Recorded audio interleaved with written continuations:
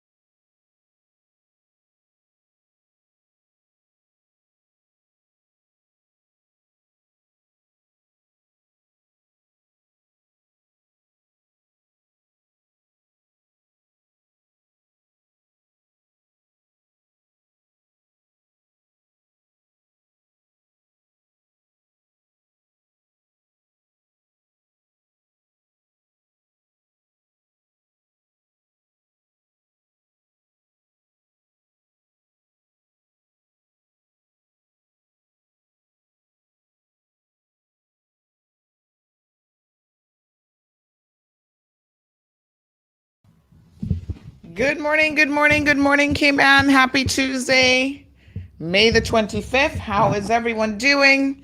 Thank you guys so much for tuning into the program. Another crazy day in paradise, I should say.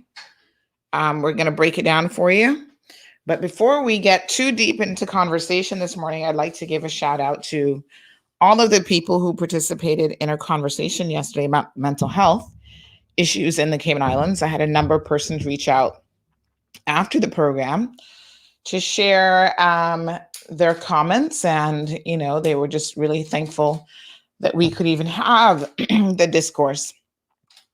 We do have some special guests joining us in the studio this morning. I know it's been a minute since we have heard from our elected officials, but I'm pleased to say that here they are. They're going to be joining us this morning. Up first, we're going to have Kathy Wilks, followed by Mr. Kenneth, Minister now of Tourism and Transport, Mr. Kenneth Bryan. So we are definitely looking forward to that. They are the first ones to join us. In fact, Kenneth had joined us briefly before. I don't know that it was sort of planned, but I think he might have jumped in on a call at some point. And that's just the kind of person that Kenneth is. So thank you so much, Kenneth, for not changing and still making yourself available to the people. And Kathy, in her own right, seems to be prepared to do the exact same thing. So let's get some pleasantries out of the way. Good morning to Irvelin. Do you know how many people have consistently said to me, Sandy, thank you so much for remembering to say good morning to us. And they enjoyed that conversation that we had about the importance of just some basic manners. And I thought, yes, that's how I grew up anyway. I don't know about anybody else, but we grew up learning to respect people and doing our best. It's at the very minimum. Just say good morning. It doesn't take anything off your back, right, Marshall? Good morning to you. He's joining us from North Carolina. Elizabeth is here. Good morning, Elizabeth. I saw one of your comments yesterday, Elizabeth, that I wanted to pick up on. And so when we have some open mic opportunity a bit later on, we're going to be talking about that situation. So I will definitely be reading your comment in relation to that, because I thought your comment was very, very interesting. Let me just send out a reminder to all of our WhatsApp. Sorry. I always get feedback when I pull that up. Can I just send a quick reminder to all of our listeners in our news group to, let me just tune into the program, because they like the little reminders that they get in the morning. Sometimes they get busy. I saw someone send me a request last night.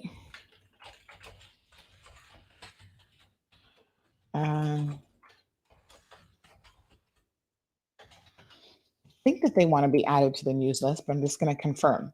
So Elizabeth, we've got Barbara. Barbara, thank you so much for joining us this morning. We have Olivia here for it. Tracy, still in Canada. When are you coming back, Tracy? Are you in quarantine? What are you doing? I'd love to know. Give us a little update. I think we also want to know the procedure. We'll talk to Tracy one day about the differences of what she experienced in Cayman, perhaps quarantine life, versus doing it overseas, and kind of what the vibe is in Canada with the COVID situation. So I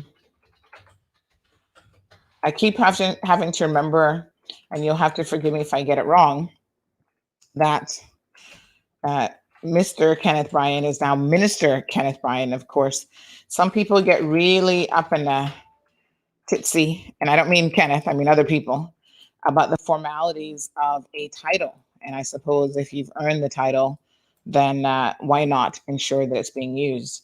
I have no issues with that. It's just that sometimes I legit forget to do so. So we welcome Mr. Bryan a bit later on. We do have Kathy who's just logged in. Kathy, give me one quick second here. I'm just sending out reminders to everyone to tune into the program and saying my pleasantries. I'm running a little bit late this morning. Last night was a rough night, and I'm going to tell you why here in a second. The short of it is that I didn't really sleep that well, and neither did my daughter. She wasn't really feeling well. So she was very, very, she just didn't sleep well at all. And I think she was in pain. She'd been complaining earlier about something with her mouth or her tooth or something. And I don't think it's time yet for adult teeth to start coming in, but she seemed to have been having some discomfort. So we need to look into that, because she didn't sleep well. And I got up about 3-4 o'clock in the morning, realized that I did not have any toddler pain medication to give her. And this is something as a parent, let me tell you now, you got to have those things on hand at all times because you never know when you're going to need them, right? Good morning to Louis from Detroit. He said, top of the morning, Sandra. Keep up the good work you're doing. It's much appreciated by the people of the Cayman Islands. Miss Darlene is here. Thank you so much. Richie Rich is here.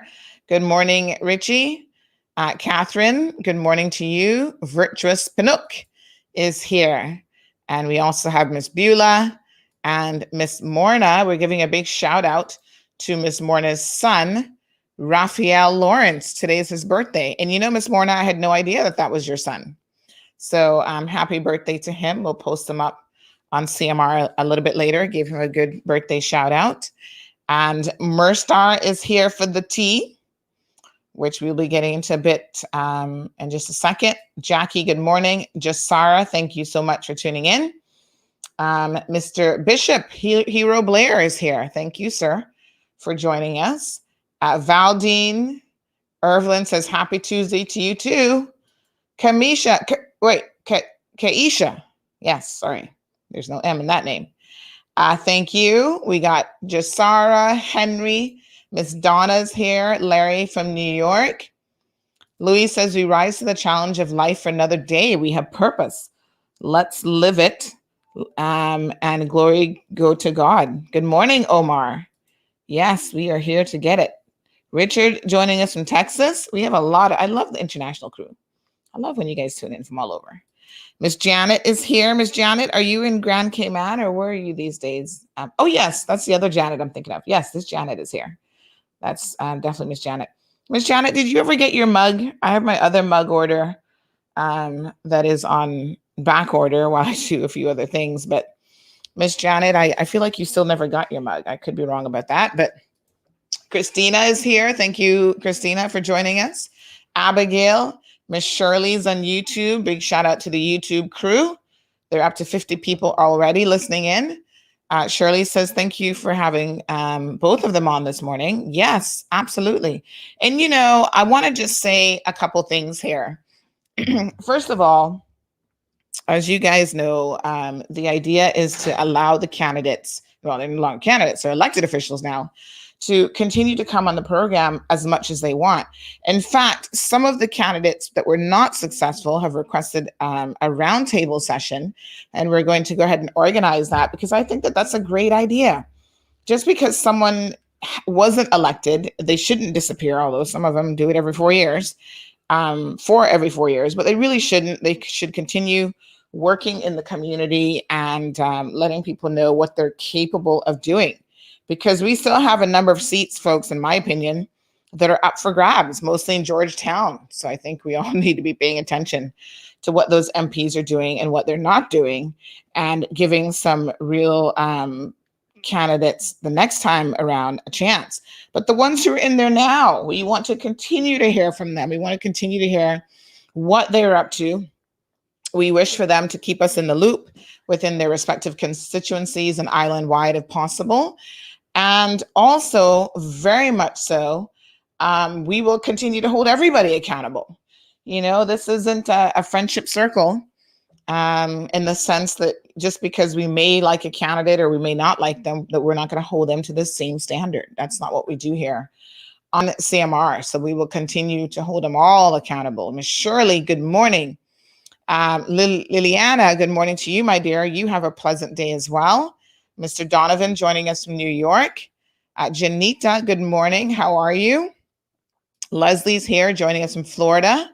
Leslie, remind me where in Florida. I feel like you're in Deero Beach, Florida.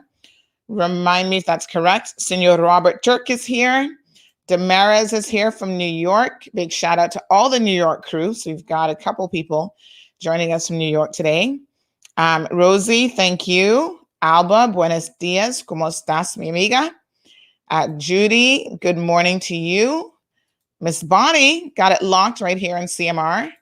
Miss Mary is, Kathy's mummy is watching. She says that she's so proud of her and thanks for keeping us informed. Yes. Rita, buenos dias, senora. Tracy says here for a few months. But yes, huge difference between restrictions and enforcement. between Cayman and Canada, and I've done both, and that is for another show. Well, we will definitely do it. Omeria, thank you. Miss Iva's here, still trying to get to my mangoes, girl. Someone brought me some mangoes over the weekend. I had a girlfriend. She's so sweet. Sue, she actually cut them up, prepared the sauce, did everything for me. So legit, all I had to do was open my mouth and eat me some turned mangoes. And then I was able to clarify with her that the mangoes that I really love are the common round mangoes, not the long ones, because they have a slightly different taste, believe it or not. And I just love me a Cayman round mango. Nothing fancy. Caymanian just like me. And yes, I absolutely love it. Miss Mary says Kathy's also Deputy Speaker and Parliamentary Secretary. Austin and I are so happy she's representing the people. Thank you, Miss Kathy, for reminding us of her other responsibilities as an MP. Miss Romelia, hello, good morning to you, my dear. Miss Maria, thank you for joining us. Cecil is here. Good morning, good morning. Selena, hello. Brandon got it locked on YouTube. Thank you for joining in. Jamelia says, I need a mug as well. Let me make sure I got you on my mug list. Hold on now. Mugs, because I do have a list. Jamelia, you're not on the list, so allow me to add you now. And Jamelia, just send me your phone number on WhatsApp so that I can put that down. Mr. Clay Groves says, hope they will address the plight of unemployed Caymanians. Perhaps you, Sandra, should go out and talk to people about how they are made redundant only to have the position filled by foreigners. Oh, Clay, don't make my pressure go up, man. I'm telling you. Anywhere that we are aware of the situation, we definitely will inform all of you because this is absolutely ridiculous. And I think there needs to be something done in terms of if you make a position redundant, because that's what redundancy means, that the position is redundant, you can't hire anybody else into that position, and you will certainly not be getting a work permit. And in fact, you might be put on a work permit gray list. Hello. Where, you're not going to get work permits so readily because you said that, hey, you just let go 12, 13 Caymanians. So what do you need work permits for? We'll talk about those issues a little bit later on. One of the suggestions we made yesterday of having access to toll-free numbers overseas to be able to contact people for mental health related issues was supported by a young man who messaged me privately after the program yesterday. He said that he always listens to the program when he can, and he said that he really enjoyed it. And he said many people in Cayman have many things going on and at times have no idea how to cope with the lows of life. Your suggestion of an overseas helpline was outstanding, by the way.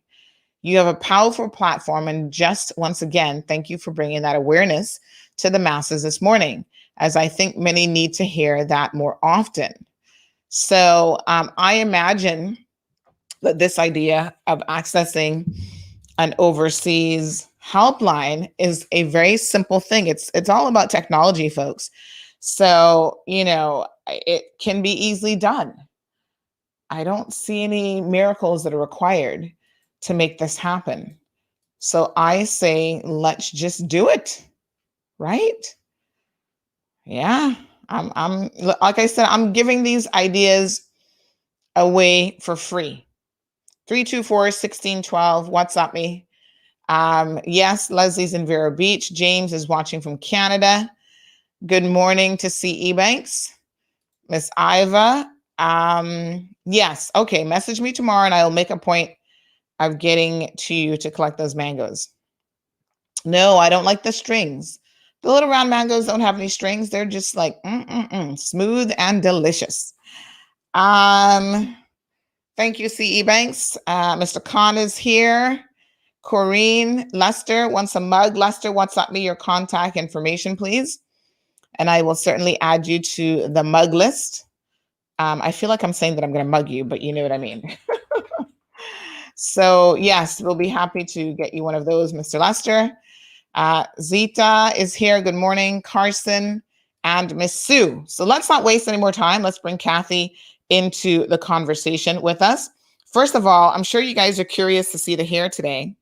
So, we've been having, I feel like I need to do a show called Sandy's Hair Chronicles.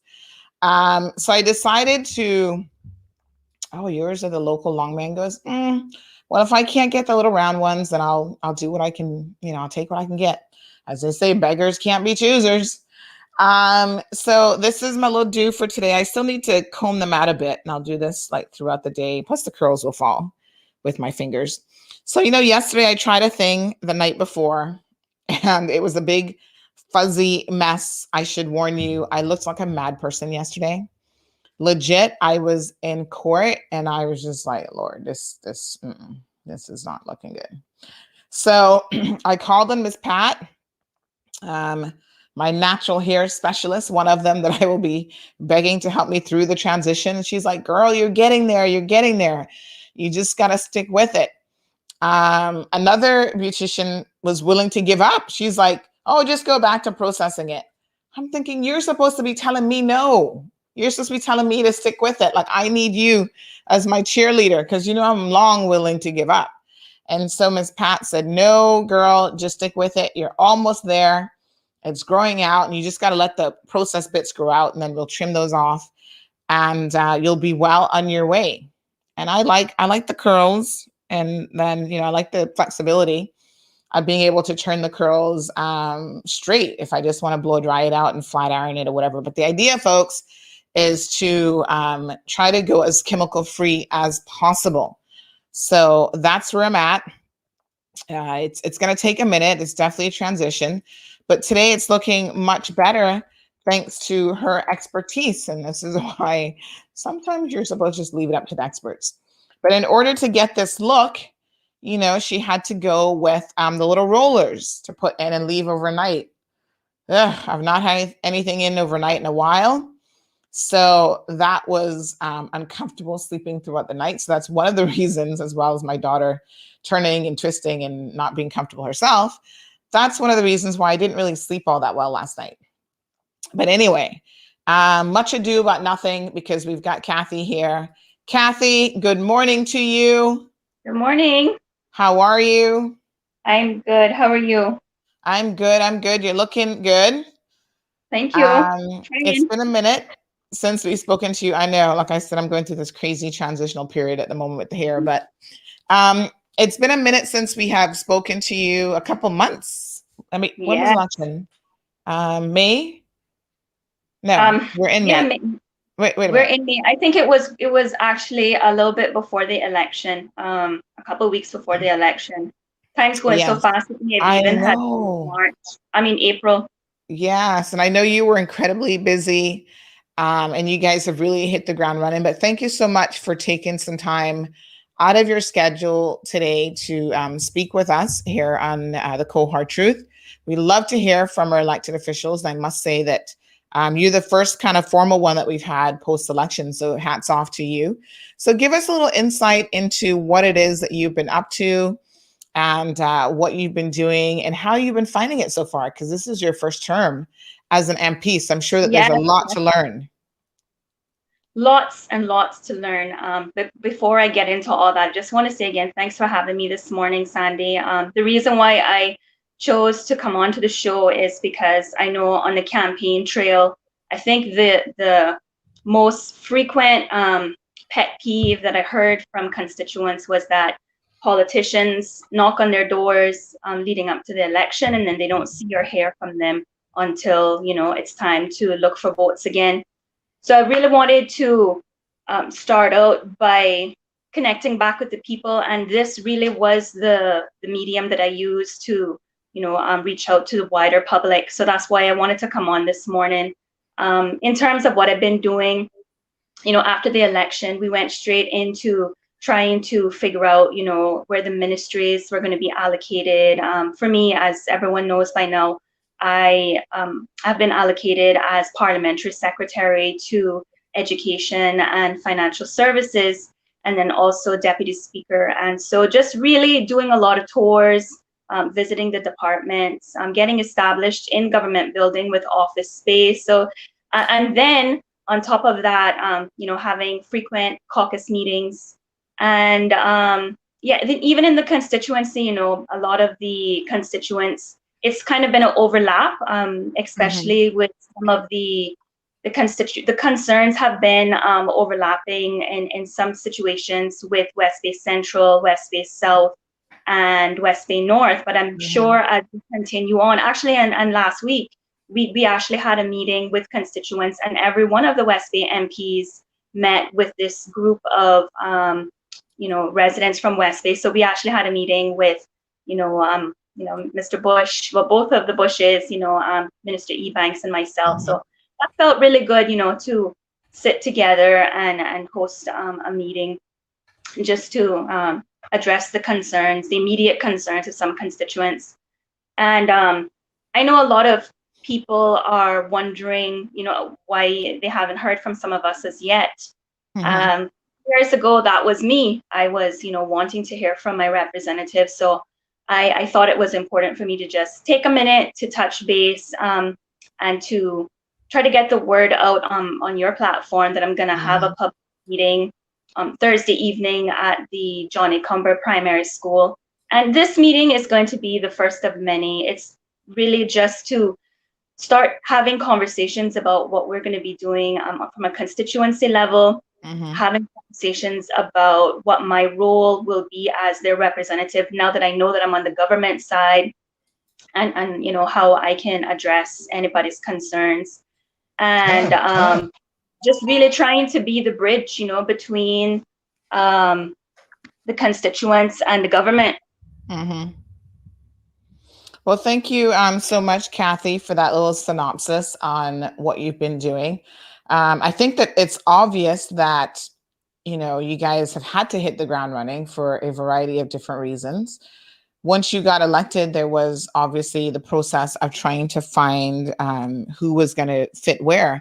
And I'm so glad to hear that you were one of those individuals who was not necessarily gunning for a ministerial position. You were willing to fall back a little bit and say, hey, there are other people who perhaps have more experience or that have been here longer. And to be honest, some of them don't have any more experience than you and haven't been there longer. But can I speak to that for a minute? Not to cut you off, but I think there has been a misconception about that as well. I think some people seem to think that I just did not want a ministry. And I just want to clarify that that is not the case. But as I did state, on the campaign trail, on forums, I was not really out for a power trip. But if I needed to be a minister, obviously I would have been ready to step up, on day one. But at the same time, we were really trying to give the people, reflective of what the election results really were. And that also would have looked like a representation from the PPM government. And I knew that then meant that somebody would have to put their hand up and say, okay, well, you know what? For me, the reason why it was okay for me to do it was because I think it would have been difficult for us to justify having 3 ministers from West Bay. And, personally, I believe that Minister Bernie Bush would well do his seat. He has much more seniority over myself. And then there's no other person that could have, run circles around anybody else in financial services other than Minister Andre Ebanks. So with that, view, I was happy to then, be parliamentary secretary and be used in any other area. And to be honest, even though I am parliamentary secretary for education and financial services, I'm quite sure I will be involved in some other ministries, any other projects that I may be needed in. Yes. And you know what? I've said this before, Kathy, and I guess I'll say it again. I don't think that there's anything wrong with falling back, as you say. In fact, I think it's something that would be beneficial to anyone who's a first-time MP. So I think that was a good decision for you to make. And I understand obviously the logic that you've used and that you've just explained to us to come to that decision. And I think that that's wonderful. And people, I don't know why people get this idea. Maybe you can help me out, Kathy, here. Why do you think people believe, the average constituent, why do they believe that they do not get any proper representation if their MP is not a minister, when in fact, it's normally the opposite that happens? You know, they have an MP who's a minister, or even sometimes we've seen it with parliamentary secretaries, and that responsibility is so much on them that they lose out on really being there for their constituents. Any sort of thoughts about why people perhaps feel like you should be a minister? Well, I think the recent times we've seen where there's been more I guess like coalition formations, right? And so in that regard, I believe that maybe those constituents, have a point.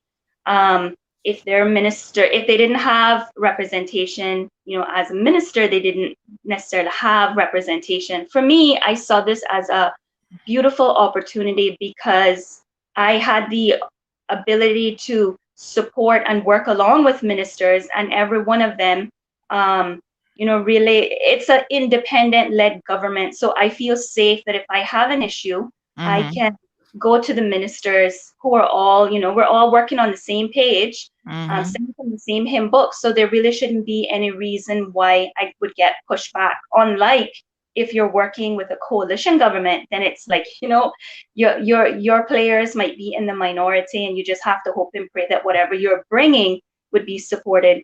So, for example, even though I'm not a minister, I know one of the issues that we're facing in West Bay Central, on the constituency level, is that during the election trail, there were a lot of roads that were paved, and that just probably had a lot to do with timing, right?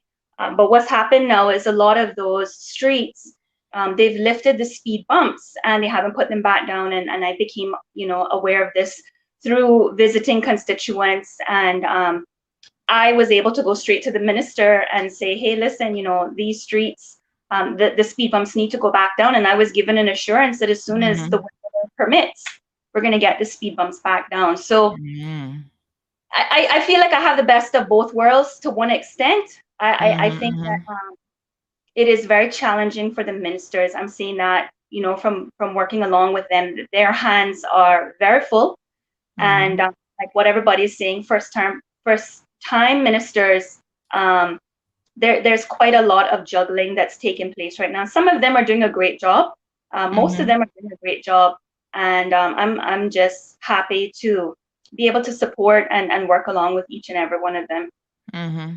Well, thank you so much, Kathy. Really appreciate that. And, I think a lot of times as outsiders, we are looking in.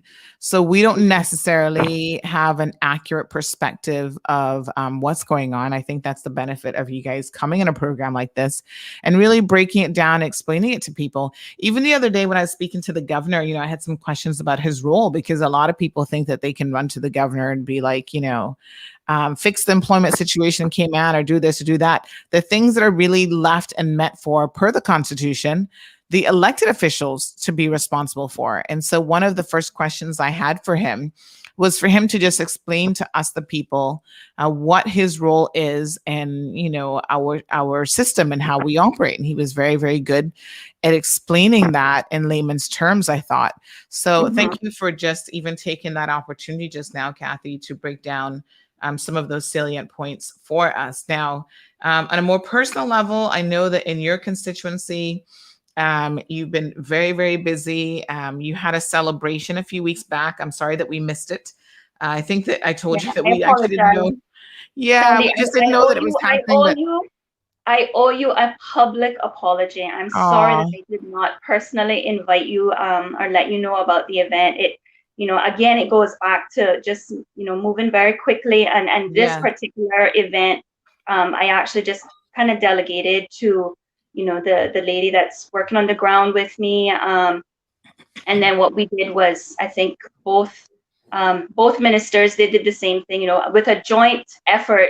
My grandmother used to say, too many hands make bad soup. So we kind of just stepped back and let them run with the show. And I did drop the ball with letting you know about it. So I apologize. Yeah, no, that's okay. And I know a lot of times that you just have so much going on that it's probably hard to remember. Even myself, child, I just got to write it down because the brain just isn't what it used to be. And there's so many balls in the air at the same time as well. But congratulations on that event. I understand that it was well attended. I do really like the fact that, and maybe this speaks to your leadership. I'm hoping that Premier Panton will come in the program soon. But I really do like the fact that you guys have been working cohesively as a team on a lot of your celebrations, your joint ventures. So when I was at Kenneth's event, for example, you came to support, Sabrina was there supporting, Bernie was there, even Mr. Bush, the Speaker of the House, came out to support. There were people from all over, Mr. Saunders, there were people from all over who were obviously part of the independent PAC grouping that wanted to come out and support. And you guys have really been supporting each other. I've seen it on more than one occasion where you're there as a united front. And that's important. And I think it's important for a number of different reasons. But even I understand you guys have had several, and you will continue to have several team building exercises and retreats and stuff as well to continue to build the internal relationship that you have with each other. So how important have you found that process and being involved in that and just continually supporting each other? I think it's very important. I think it's like any relationship, you have to put the work into it, right? We're all new colleagues, and it's now about, building good relationships, building trust, because at the end of the day, we all have to support each other in the good times and the bad. So let's start with the good times first. The Minister Juliana O'Connor Connolly, she's having her event coming up soon, and I know many persons are going to be going over to attend that. So again, it's just trying to support each other and foster good working relationships. Just can't expect to show up, in cabinet or caucus and be supported if you don't support each other, throughout the term. Yes. It's interesting that you should mention her, and I don't want to put you under any undue pressure because I don't think that you can really respond to this, but a lot of people are interested certainly to hear from her. Because she was kind of, well, I wasn't surprised, and I actually predicted it, I think the day before the decision was made, that if there was one person that we can expect to move over, it would have definitely been Miss Juliana, and she certainly made that decision. But it's also interesting that her former colleagues have shared with us that she hasn't yet resigned, and I don't know if she intends to, from the progressive leadership. So some people kind of feel a way about that. And quite frankly, there have been some concerns about how in the past she had handled her ministry. So I'm hopeful that she will come on board and share some of her thoughts with us, and perhaps what she intends to, if she learned anything from the last go round, how she intends to do anything differently, if at all. But like I said, I don't think that that's one for you. We have Celine. I will say that, I've spoken and met with the minister on a few occasions. We still have a lot to do together. I've been spending a lot of time in financial services recently, but I do know that she has a lot of great things planned for education, and I think the people are going to be very happy, So in terms of her coming over, I'm happy that she came over. That's one of the things that we were hopeful of, is because we wanted, the independent candidates all wanted, for the BRAC and Little Cayman to be properly represented. And I think that, she made that move based on her people and in relation to her still being a member of the PPM. I can't speak to that. That's her personal choice. But again, it goes back to fostering good relationships, right? So who knows where it'll take us. Yeah, well, we'd love to hear from her for sure. So we have Celine from Guyana, who has joined us saying good morning. Louis says, Cayman with its humility. Love it. Thank you, CMR, for bringing the elected officials' words to the people by themselves. Aliano says, can MP Kathy dispel the notion that people feel that new politicians come in day one and alleviate the problem from the last administration? What is it that we need to understand when it comes to this issue of expecting one day fix as a new member is in the driver's seat? Can we get a breakdown? That's an excellent question. And, I've gotten it so many times, people already saying, oh, well, I'm disappointed. And I'm just like, how can you be disappointed already? Like literally, they have not even had an opportunity to get their feet wet. You got to give people a chance. Rome wasn't built in a day. And whatever problems we have as a country, we're certainly those problems didn't come about in a day or a week or even a year. And so it will take time to fix. How do you respond to this, Aliano? Thank you for the excellent question. I do think that's an excellent question. I think it just goes back to communication, being open with the people. One of the things that I campaigned about was, I wanted to run an educational campaign, and that is something that I want to continue.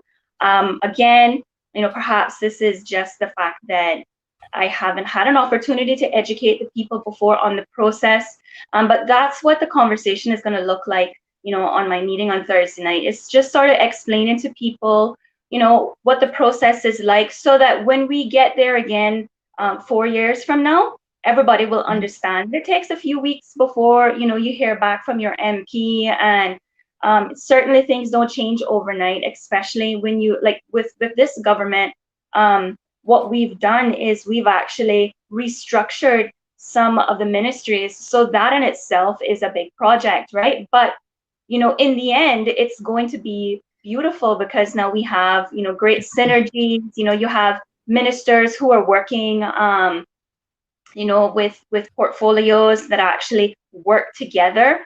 And I think that going back to her question, it's the only way that you can alleviate those concerns or misconceptions is if you get out and educate people. And that's what I'm going to attempt to do, from here on out. It's just, honestly, prior to this week, it was just, go, go, go, go. And we're now starting to find our rhythm and, establish routines. And I think everyone will be hearing from their MPs, in short order. Well, we can certainly hope so. Aliano, thank you very much for that. CE Bank says, please can the NRA come and put down speed bumps on Joseph Drive in West Bay off of Fountain Road? Too many crazy speeders, and we have lots of children that live down in that area. So, Kathy, perhaps you could. I know that what the Minister of Infrastructure is doing right now is he's actually taking the MPs. He's going with the MPs through their constituencies, and they're looking at roads that need repair, roads that need speed bumps. So it is in the works. They're looking at all the different issues in relation to the infrastructure. I just want to say something quickly before we go on. Sandy, just wanted to let the viewing audience, especially those for West Bay Central, know that I am in the process of fitting out my constituency office. My grandmother used to have this saying that, you shouldn't count your chickens before they hatch. Yes. And so I had a constituency office space set up. And at my very last meeting, I announced that, this is going to be probably the future home of my constituency office. And a few days later, it was sold. So plans changed, but actually it worked out, for the better, because the constituency office that I am now setting up is actually in the central of Central. So I just wanted to let the public know that the constituency office is going to be located off of Borel Street, which means that persons who live in Mount Pleasant can access it from Viewpoint Lane. And then persons from Birch Tree Hill can access it from Captain Joan Osbert's Way. And we're just looking at another couple of weeks before it's finalized. And once it is, I will announce, a date for our the opening of our constituency office. But just so that everyone knows, we will have a home very soon. And I also wanted to let the public know, I haven't really publicized it just because I haven't had an opportunity. But one of the things that I campaigned about was facilitating a constituency concierge. And that, in my mind, looked at really catering to the needs of the elderly, especially. But also, other persons who just don't have transport, mainly in relation to doctor visits. And hopefully, as we get more resources, it can probably even branch off to be a bit more, taking the elderly out to grocery shop or whatever.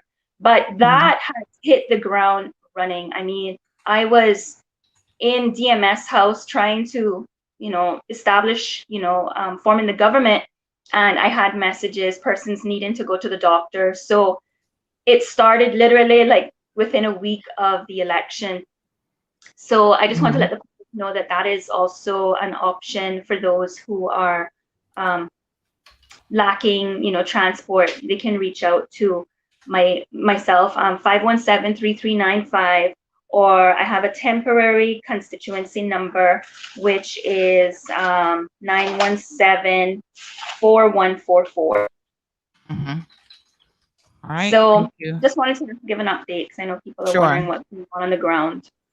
We appreciate that, Kathy. Yes, some people had the benefit of being able to secure, I think, some office space, or, at least secure promise of an office space beforehand. I know that didn't necessarily happen for everyone. So we appreciate that it will take you a minute to kind of get all of those things sorted out. Ms. Joy, good morning to you. Good morning, Darlene. She says, Honorable Minister, she says, with no disrespect, she starts that out with every comment. Darlene is so respectful. She says, Honorable Minister Juliana O'Connor-Conley grabbed MP Wilks Ebanks' ministerial seat. Who do not like it, tell me how they feel. Our East Prospect MO Minister and East End MP caused that. Jump up and down like they had fleas in their asses. Now to be not to be trusted again. Well, Darlene, thank you for not pulling any punches and for giving your opinion. Elizabeth says MP Kathy was actually serving the people, shows her connection with the people and her passion. Thank you, Ms. Elizabeth. Louis says from Detroit, leading the country with unity, putting aside differences for the betterment of its people. Thank you for your humility and taking time to share the tea with us, Kathy. Thank you. Miss Sue says, good morning, MP Kathy. I'm sure that you'll be doing a great job for West Bay. Good to hear that you can tell the NRA to put the speed bumps back and finish the job properly. As in Savannah, we have new roads too, and they're covered all the grid drains. Oh, Lord. Up. We fought for years to have done, praying they need to come back to put those up soon, especially with hurricane and rainy season here. I mean, we saw a little bit of rain, Friday and yesterday and some over the weekend, and already so many roads are flooded. And of course, ahead of hurricane season, we see that we've already had did it get a name already? But we've already had a storm out there. I feel like it got a name. So it's anticipated to be a active hurricane season. I feel like they say that every year, but we just have to be mindful of what we're in for. I don't quite understand, why would the NRA be covering up drain grids? Like, that doesn't seem like what you do when you pave a road. You pave around it. But anyway, so Kathy, I guess you can perhaps get an update for us for the next time that you come on the program, where the NRA. If Miss Sue will just send me a private message with the name of the street, I will also pass that information along to the minister. Because with the rain coming, we don't want to wait until the streets get flooded. I'll ensure to pass that message along. Yes. And MP Darlene, Miss Darlene is sharing her sentiments about the East End MP and the Prospect MP. But Miss Darlene, I think we obviously are where we are now. We will give them every opportunity to prove themselves. This is just my opinion, Miss Darlene. I certainly respect how you're feeling, because I think you feel like a lot of other people feel that, not all can be forgiven so easily, especially when certain people, such as the MP from East End, has never even addressed the people of the Cayman Islands. Anyway, Mr. Tommy, thank you so much for your comments, joining us in the Bahamas. Like I said, we've got an amazing international crew here in New York, the Bahamas, Jamaica, Where else did I see someone from earlier? Florida, obviously, the UK. Mr. Eden, straight out of West Bay, says, I hear you loud and clear, but it's all being handled with class and integrity. We need to move forward with positivity. Kathy is carrying that torch, and West Bay feels like we're finding some unity. Wonderful. Tracy, thank you. Says, is there now a clearly defined and verified West Bay Council? And if not, will there be, and is the West Bay community allowed to attend or have access to the minutes? I'm glad that Tracy asked that question. One of the things that I had jotted down here was just to also take this opportunity to let the viewing public know that I believe it's being hosted by the West Bay Action Committee. They're having a meeting on Wednesday night at the Papagallo restaurant at, I think it's 7 p.m. And it's just going to be discussion about the formation of a district council. I know that most of the West Bay MPs, I can't say everyone because I really can't really recall, but I know that there are a few of the West Bay MPs that will be in attendance. I will be attending, and that is for the wider, that's for, all of West Bay, as well as my meeting. Even though it's a constituency meeting, I'm happy to, have anybody from West Bay come along and, express any concerns or, raise any questions that they may have on Thursday night. Okay, thank you. And we do have Minister of Tourism and Transport, Kenneth Bryan, also here with us. Sherry Ann making some comments about Red Bay and Prospect. We'll talk about that here in a second. Kenneth, good morning, and thank you for joining the program. Minister Kenneth Bryan. I'm trying to get it right. How are you? Sandra, good morning. Good morning to my colleague, the Honorable Deputy Speaker, Ms. Kathy and Wilks. Ebanks, how are you doing today? Oh, am I supposed to call her honorable too? Oh, Lord. Don't worry about it. It's just a thing we got between each other. I want a special good morning to everybody in Cayman Marlwood land, across the world and locally. It's a pleasure to be on. I told you guys a long time ago before the election, Kathy was going to be an amazing representative. And I'm so proud this morning, right, to sit here and watch her first, to see how committed she's been and how she's keeping her promises already. Because, we all support people and say, oh, this person's going to be great. But I was happy to stand up proud and support her. And now that she's the Honorable Deputy Speaker, she's going to be a great representative for West Bay Central. I'm kind of jealous because she's taking this central thing a little bit serious, and the central ground is a bit covered already. But it's okay. She can cover West Bay Central. I'll cover Central Georgetown, and that's a little joke. Anyway, that being said, it's a pleasure to be back on the show. Just came on to continue the promotion. Sorry, for whatever reason, my eyes are watering. Came on the show this morning to talk about their vaccine drive and to give you guys some updates on a few things. So, Kathy, did you wrap up? I want you to stay on the show with me, but I'm pretty much finished. I think I should give you your airtime now. I guess what we could probably do before you start talking is just continue to challenge, because I know you're on to talk about vaccines, and we got to go back for our second jab. But I don't know about you, but I have a bus ready again from West Bay. We got people coming for their first jab and their second jab, so the challenge is still on. Listen to me. I want you to listen to me carefully. You understand? Because the Georgetown Central people love Cayman Road, and they are watching.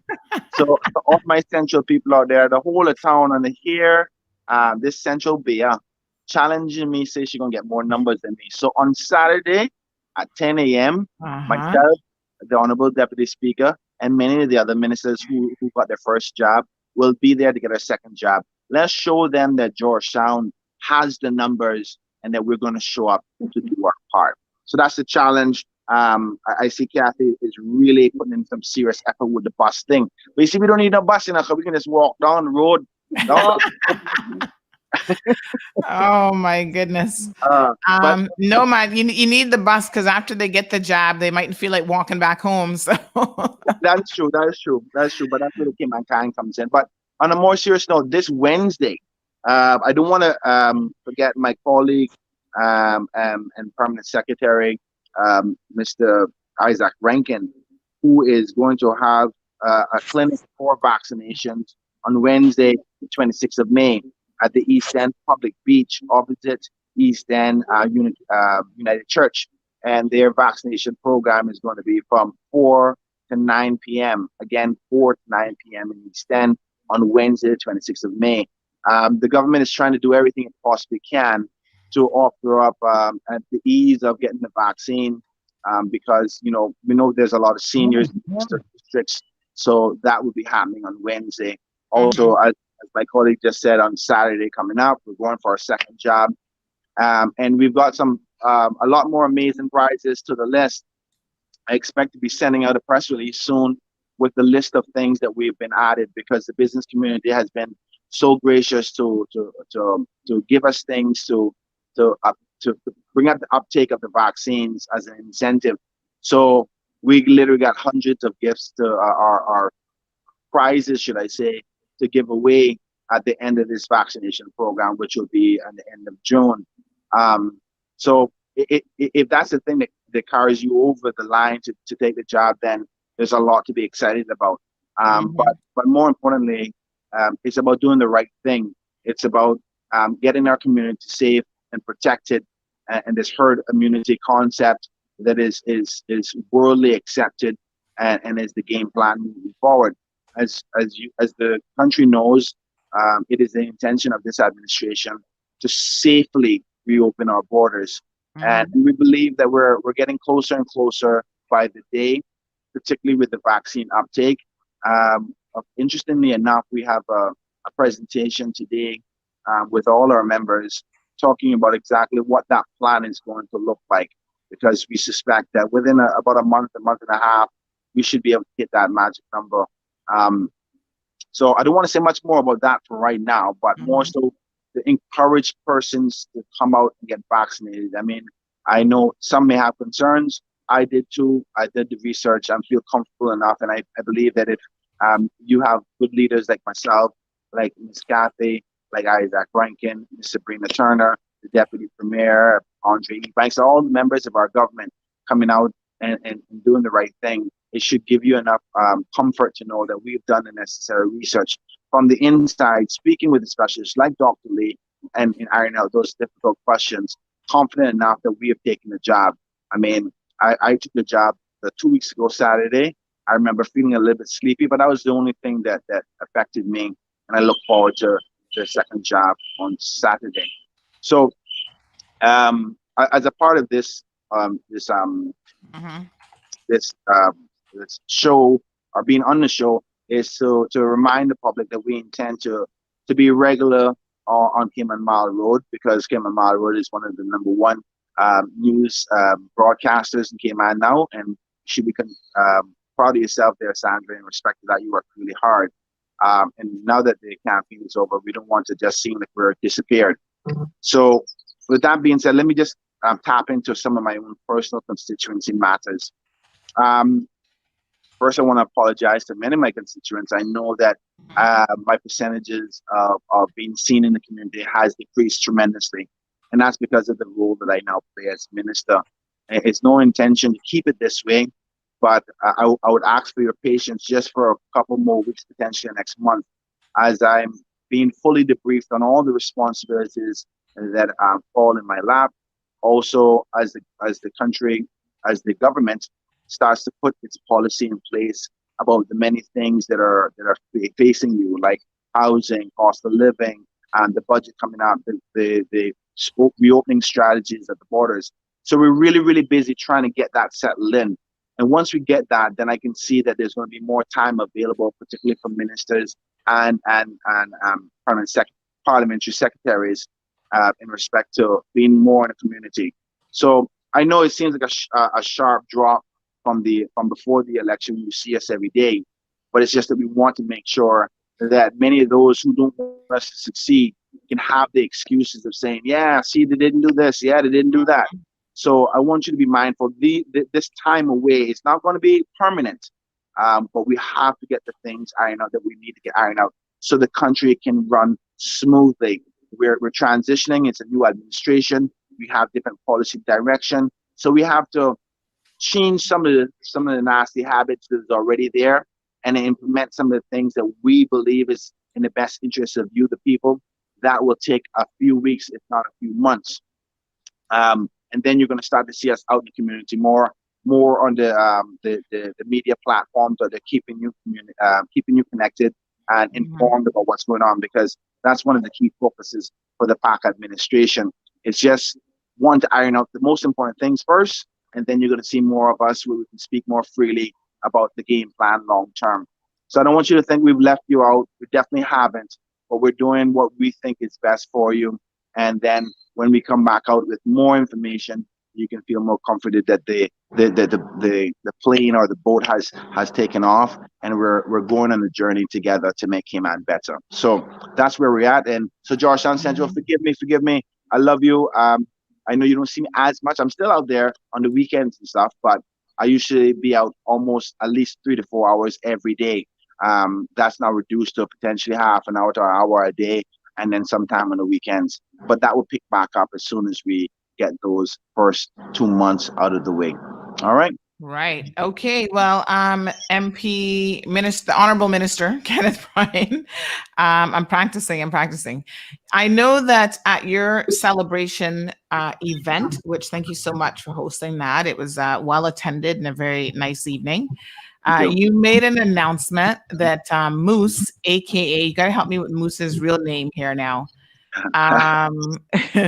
He would. Yes. Sorry.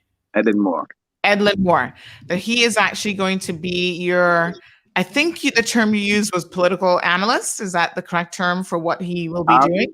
Well, he'll be a political assistant, but he's everything in one. He's been my political analyst, my advisor, my political general, all the things in one. He's a master on a lot of things political. So, but because he knows Georgetown so well, and bear in mind, I good opportunity to put this in. Right now, we only have 2 members of this PAC government that is from Georgetown. That's myself and Minister Turner. So we have a larger role, and I'm glad to have Mr. Moore on board to work with me, because he's a Georgetowner as well and knows the many areas from Georgetown North, Georgetown West, Georgetown East, Georgetown South, and the idea that is not represented in this PAC administration. So as you know, we're a government of inclusion. We're not here to do like what previous administrations have done, which is ignore the constituencies that are not on the government side. We're here for everybody, because that's what this is about. The politics is now aside. We're going to try our best to be there for everybody, because everybody's issues is important to us. So yes, Moose is going to be on board. I'm just waiting for the official capacity stuff that has to be done, and sometimes that takes a little longer in civil service, but we got to do it the right way, and you will hear more news about that. But it's not like he hasn't been on the political battlefield or in the communities already. So this is just formalizing it and making it more official, so to speak. He's always been there with me. It's going to be more formal very, very soon. All right. And there he is, folks, at the event where the announcement was made. 2 of Kenneth's, Minister Kenneth Bryan's top fans representing the Spanish and Dominican community. And of course, there is Senor Moose, ready, willing, and able to play his role. Now, I was a little bit curious about his position. Is that something that the other ministers will be doing as well? Or was that something really that you are doing yourself? How does that work? Well, Sorry. Well, Sandra, I love you very much, but I can't give you all the information in one day. So let's leave a little bit. I'm going to tell you a little secret that Ed and Moose used to say to me. He says, you got to learn how to open your Christmas gifts in February. Oh my gosh, that wouldn't be me, and I got a kind of patience. I know. I never got what he said. I said, "What are you talking about?" He says, "I used to open my present sometime in March, sometimes in April." And I was like, "Man, stop talking nonsense." He says, "The point is, you need to understand patience." So Mm, ask you to be just a little bit more patient. We got some more news coming up. I mean, I want the country to know that we're working really, really hard in the background. mhm, Just that we don't want to be saying things that we haven't analyzed and thought out thoroughly. That when we come out, we make sense and the public understands, and we can respond to any questions that we know will be coming from strong reporters like yourself. So that's what this is really about. What you haven't heard much more as we mhm, things. So we have an exciting event as a government this weekend, which will mhm. be addressing some of those um, guidance issues. And I'll leave that there. I probably shouldn't even have said that, but we're working hard to have some more answers for the Yes. people as to what the vision is for the future. Well, we heard about the upcoming team building. What's it called? Retreat. So we already know about that, child. You know, you can't hide too much from CMR.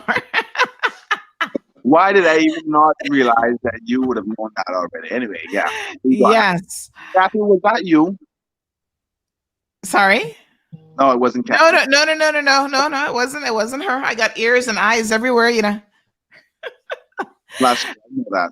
But yeah, Um. listen, I don't want to stay much longer. We do have a very serious presentation coming up today that we have to Mhm, move forward with. But mhm, the key thing is that know that you will be hearing from the various members, ministers, mhm, parliamentary secretaries, and all, and the premier and deputy premier in very short order about more things coming up. You may see trickles of press releases because there's that are timely that we kind of have to address. But we mhm. want to be more formal about a number of things that we plan to implement, and we'll have some press briefings. We want to have this press briefing kind of more frequently, and even past the pandemic, whereby you can be comforted to know that you'll get updates on what's happening and be able to answer questions to the media, to the public. So soon come there, if there, as the Cayman say, soon come. Just a little bit more patience we're asking. And Okay. Saturday, we're going to come to you first before anybody else. So this is just a way for us to keep connected with the public. Yes. Because I mean, honestly, we have John here who's asking a number of questions about infrastructure. John, I'm going to save those for the next time, or I'll send them in between. That Kenneth can perhaps, Mr. Bryan, Honorable Minister, can get to us. It's going to take a minute. I'm sorry, it's going to take a minute, It's but okay. that we can get those questions answered. We do have Marshall, who says, I think that Alden is now having sleepless nights, just knowing that Minister Kenneth Bryan, the little boy he fired, is now a minister. Take that, Alden. What a mess.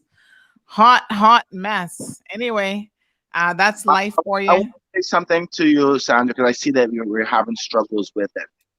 Listen, I know the formality of things about Yes. things.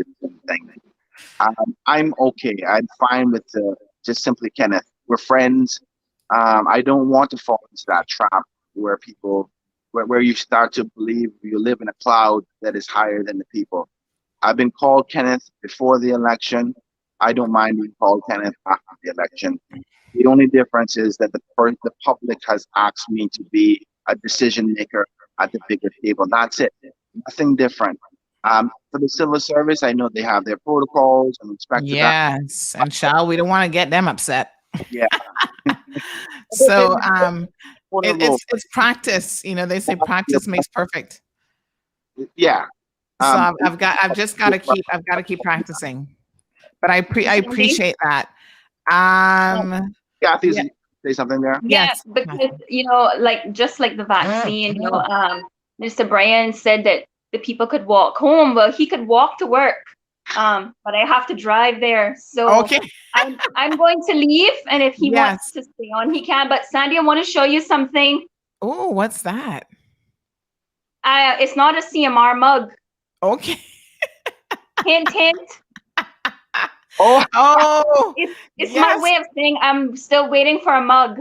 my dear. I have to order. They're on order now, but yeah, I've got to wait for them Okay. to But actually come in. please put my name on the list. Let me make sure. Yes, I'm adding you to the list right now, Thank making well, sure you. that your name is on the list. I'm happy that you've been offered one because Um, quite a long time. I remember when she was ordering them for the first time and she showed me the design, and I still haven't been offered one. So be happy oh, that you. but you saw Kathy just take control of the situation and communicated that she wanted one. Mhm. So, Kenneth, I will now put you on the list as well.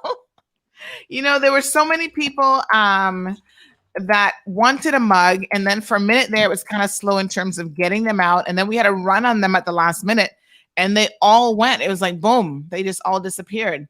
But thank you both so much, the Central crew, West Bay Central, MP Kathy Wilks, and also Parliamentary Secretary and Deputy Speaker, yes, of Parliament, as well as MP and Honorable Minister of Tourism and Transport. Got to get used to the new assignments as well. Thank you both for joining us on the program this morning. Kathy, please drive safely, and Thank we will you. see you next time. All right. Have a good day, everyone. Bye-bye, Kath. All right, Mr. Bryan, have a wonderful day. You've dressed the part. You look good. Looks like you just got a little trim. I'm just kidding. Anyway, listen, I thank you so much, Sandra, for everything that you do. You've been a great help to the community with your communication. So I know that people love you, or they either love to hate you. Either one, they still gotta have. Yes, it's still love. Yeah. I'm gonna take it as still love. So, folks, I plan to do a few things, but I don't want to announce them until I'm certain of the date. So there's three things. One, we have to set up a weekly time to be here on Sandra's show, either weekly or every 2 weeks. I hope it's going to be weekly. I think for you, probably realistically, every 2 weeks might be because you're gonna be busy. Yeah. I mean, you're busy now. So I want to have at least every 2 weeks show. Yes. Sandra here in Cayman Mile Road. The other thing is, within the next month or so, I want to send out an invitation for persons from Georgetown Central only. I want to start to select my district council.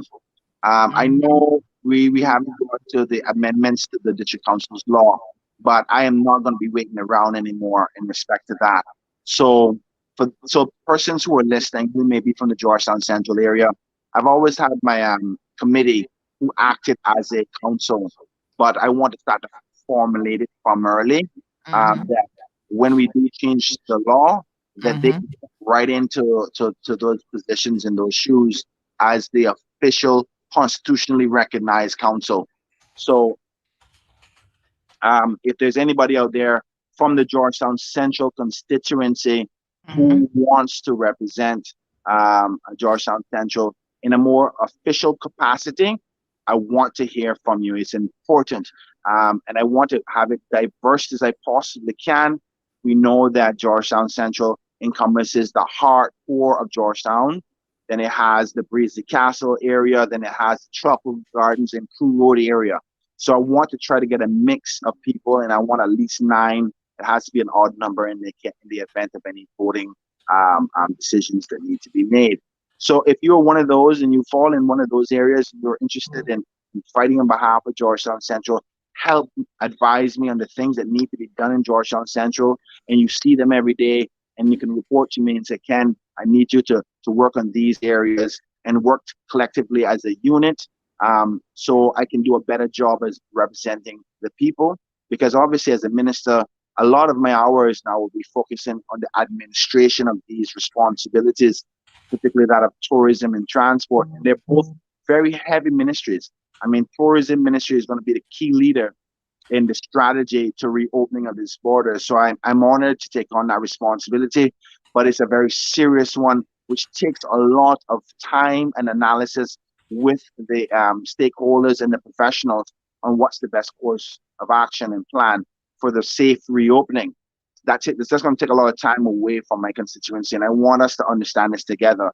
It's not going to be forever, but I'm working on that. So a district council can help me though I may not be present every day in the community, that council can help me represent and never leave Georgetown Central behind. So if you're out there and you want to get hold of me, you can call my office 936-4040, 936-4040, and let my secretary know that you're interested in being a part of the district council.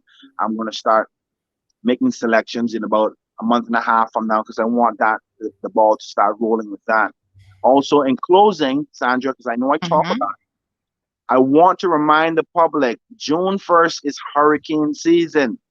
Yes. Do not forget to start being prepared. It's coming before then, apparently, but yes. Exactly. So don't spend so much. Put a little bit of money to the side to help get those supplies that you need. I must say I'm a bit worried about these predictions of it being a little bit higher than normal. God has blessed us for not having any severe weather for quite some time. So let's be prepared just in the event anything happens. Remember what you need to do: boarding up your house, getting supplies ready, know where your shelters are, check on your neighbors, all of these different things. Do your part and have a hurricane plan. Starts June 1st, but it's already started. Sandra, I love you very much. Thank you for your time. Before you go quickly, let me just show you one memory that just popped up on my Facebook timeline. Literally, I was just having a look on Facebook as you were chatting. And look at this from May the 25th, 2017, exactly 4 years ago. I said, Alden underestimated the people of Georgetown Central, and Kenneth sacrificed his strongest candidate in the process. If I were Marco, this is me having a little thought. This is way before CMR days. If I were Marco, I'd be most upset at the PPM leadership, selfishness at its best. Never underestimate the power of the people to affect change. And my God, these words still ring true. For this, he will never be premier again. Well, obviously, last time he managed to slide in, but we were predicting the future. And the writing is on the wall that his political career is coming to end. He's no Kurt Tibbetts, that's for sure. Wow, I had some harsh words back then too. Truthful. I'm tired of people saying that they wanted to have both in. You cannot have your cake and eat it too. That's a lesson for all. At the end of the day, Kenneth stood on his own 2 feet and fought hard. Admirable young man, and he came out the victor. Let him enjoy this moment minus the side comments, please. Now let's focus on the way forward. There's no reason anyone should be dwelling on GTC results. The people have spoken and it's a done deal. OMG. 4 years ago. Isn't that crazy? That is mad, and it was so on point. Trust me. Yes. Because 4 years ago, yesterday would have been election day. So yeah, the results had come in, and those are my thoughts that I'd shared on my personal page. If you would allow, back then it was probably one of the weirdest elections ever. And I really wished every day that I never had to run against the Honorable Marco Archer. He was a good man. And I think he continues to contribute to this country and still is an amazing person. And yeah, I wish the decision, however it was made, wasn't made for him to run against me, because he would still been contributing to the Cayman community today. I wish Mr. Blockman was bold enough to have faced me back then, but it is what it is. Yeah. Alden has a lot to contribute to, and I think his legacy is not done yet. But he does have a new person who's willing to challenge him on his track record, and by all means, I know that this 4 years is not going to be no easy road for the government, but I just want them to know that I'm ready, prepared, because we're going to be bringing something different than what they have, and we're going to stand firm with anything that is being said about it, because the people want different changes, and with changes, there's going to be a lot of people pissed off, but it has to change in order for things to get better for my people. So I'm ready to take on the shoulder and on the chin. All right, my dear. Thank you so much. Appreciate it. Okay. Have a good one, sir. All right, folks. That is the Honorable Minister of Tourism and Transport and the Honorable Deputy Speaker. I got to get all these things right now.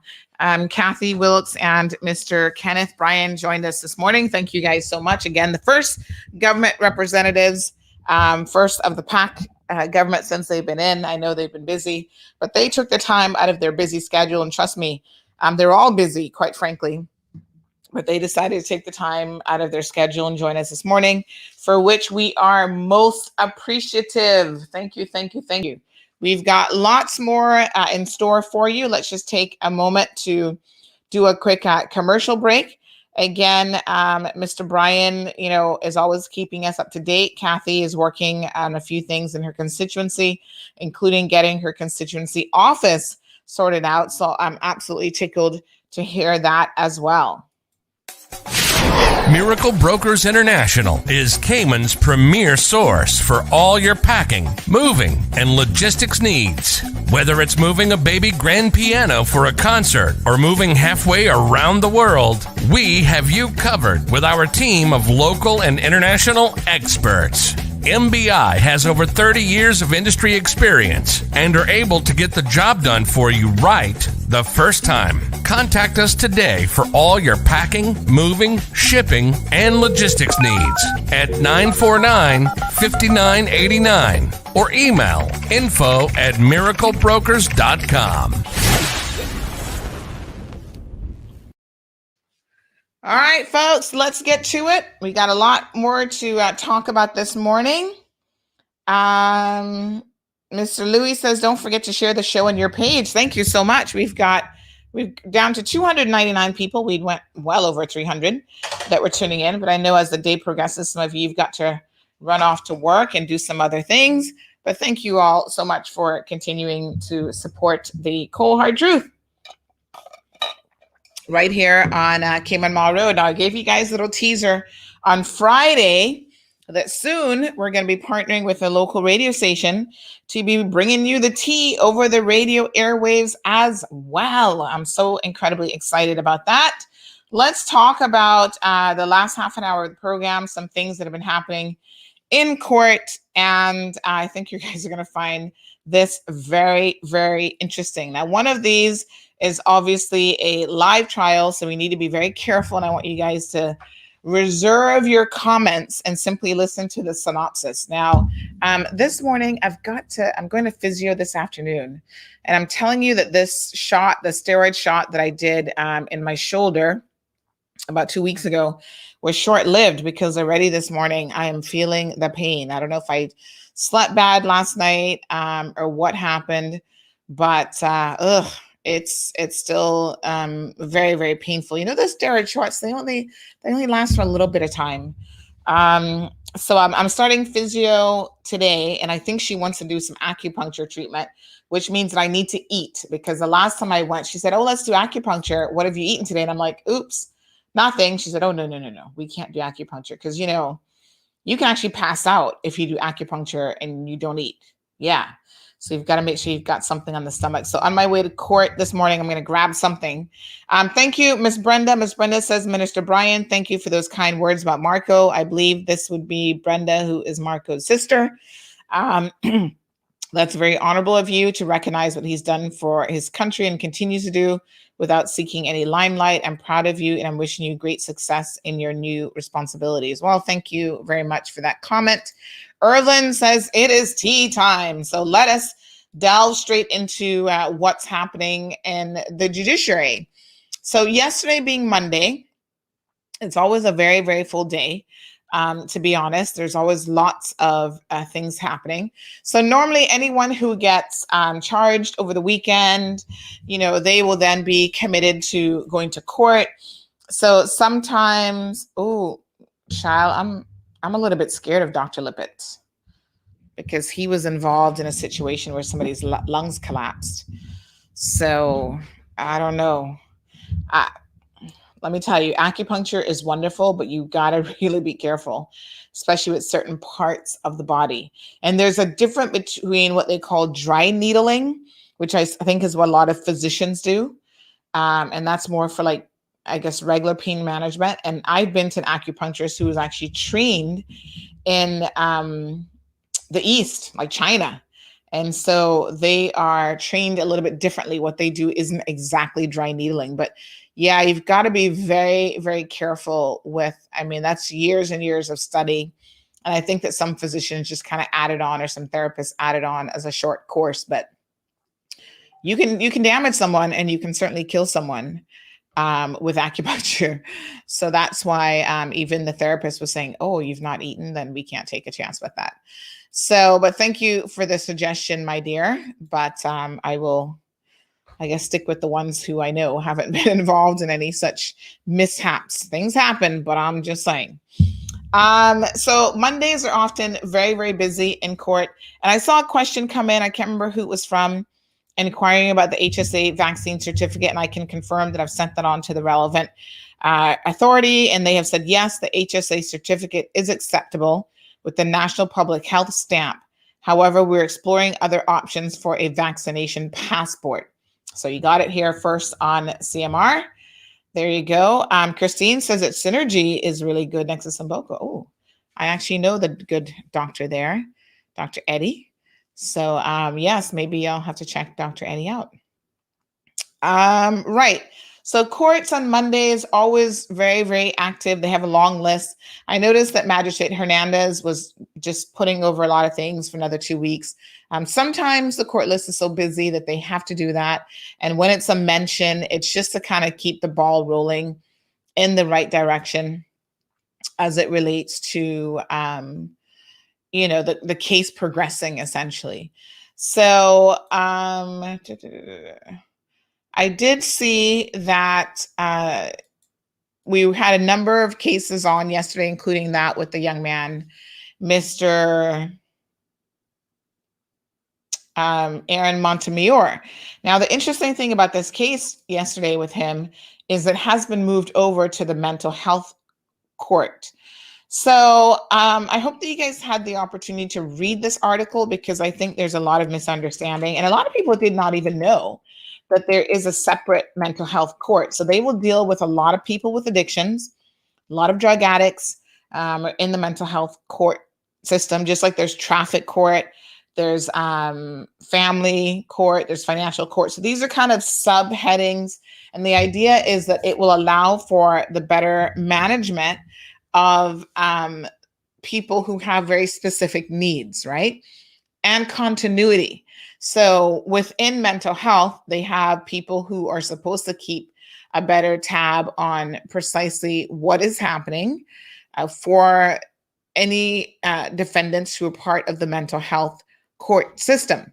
So a lot of it is working with the family unit, working with therapists and counselors, and sometimes even I've seen the head of the Caribbean Haven and stuff. They will show up and they will give reports to the magistrate on how someone is doing. And I've sat in a couple of the mental health court segments, and I must say that I have found that the magistrates who oversee the process are very, very sympathetic to people who are in the mental health court, and there is an expectation that whatever the professionals say that they have to do, that they have to continue doing. A lot of us were not necessarily surprised. Thank you, Miss Brenda. She says to see Dr. Badia. Where is she? I'm assuming that's a she. I can give you the info. Yes, definitely send me that information. Don't forget, you can message me directly, 324-1612. I would love to, because I kind of find that there's certain things like the shoulder joints and the knees, and the quicker you address them, I feel like the better off you're going to be, because you don't want it to become a long-term chronic injury that you're going to be stuck with, forever, sort of thing. So yes, I appreciate that, Ms. Brenda. I'd love to have that information and explore all of my options. So young little Aaron was in court yesterday. He finally has an attorney. The last time we heard, he was applying for legal aid to process his matter. Now, I don't know. I'm kind of two minds about this situation, right? So we know that Aaron has been diagnosed with ADHD. And I was saying to someone, I think I might have posted it online, that ADHD is not a mental health. It's not recognized, at least I've never seen it recognized in a court of law, as a mental health issue that somehow diminishes legal accountability. And yes, the numbers on the screen, 324-1612. Oh, Dr. Batty is a male. Okay, I've never heard of Dr. Batty before. We have a lot of physicians here. I must tell you, we have a lot of really good physicians here as well. So yeah, so young Aaron, you know, I'm familiar with people who, a little bit with people who have ADHD, only because I was actually married to someone who had ADHD. And I know that as an adult, it makes their life very, very interesting. He was diagnosed, my ex was diagnosed with ADHD as a child. And they actually had him on, what was that drug called back in the like 70s that they used to give children?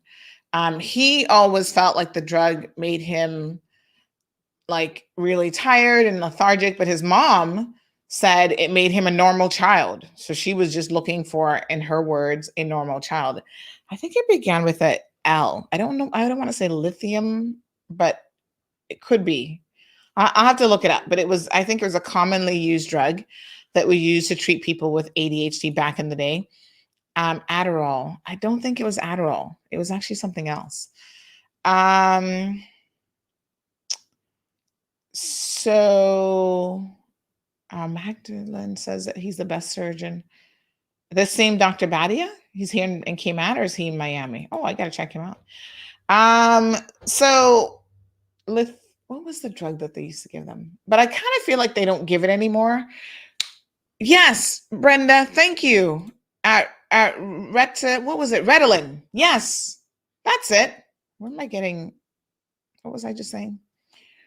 Ritalin. Yeah. So he used to be on this, and as a child, and he said, you know, it kind of made him feel like weird and whatever. His mom was like, no, he was a normal child while he was on it, but he didn't continue as an adult.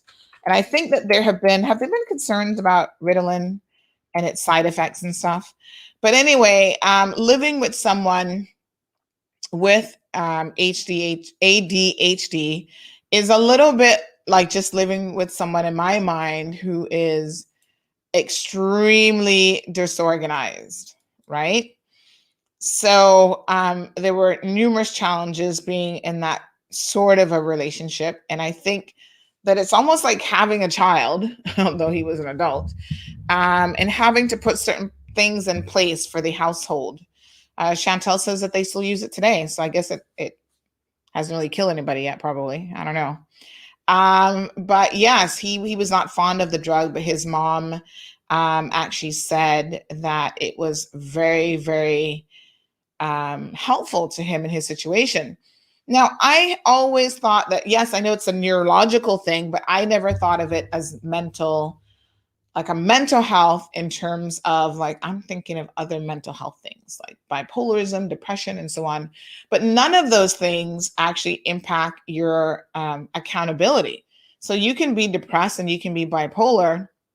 And if you've broken the law, you should still be held accountable for that. Now, obviously, as a teenager, he's only 19 years old. There's a whole breadth of research out there that the brain of a 19-year-old is not as fully developed as that of a 30-year-old. And that is why, you know, I'm of the opinion that, you know, things like smoking weed, for example, children who engage in excessive alcohol use and abuse, these are things that will only complicate the development of their brains further. And it's quite unfortunate, because I think that as soon as somebody turns 18, we're expecting them to be adulting all the way. Okay, you're an adult, you're going to be held responsible. I think they have to be held responsible. But I think that we also need to exercise a little bit of understanding that a 19-year-old developmentally is not mature, whether they have ADHD or not.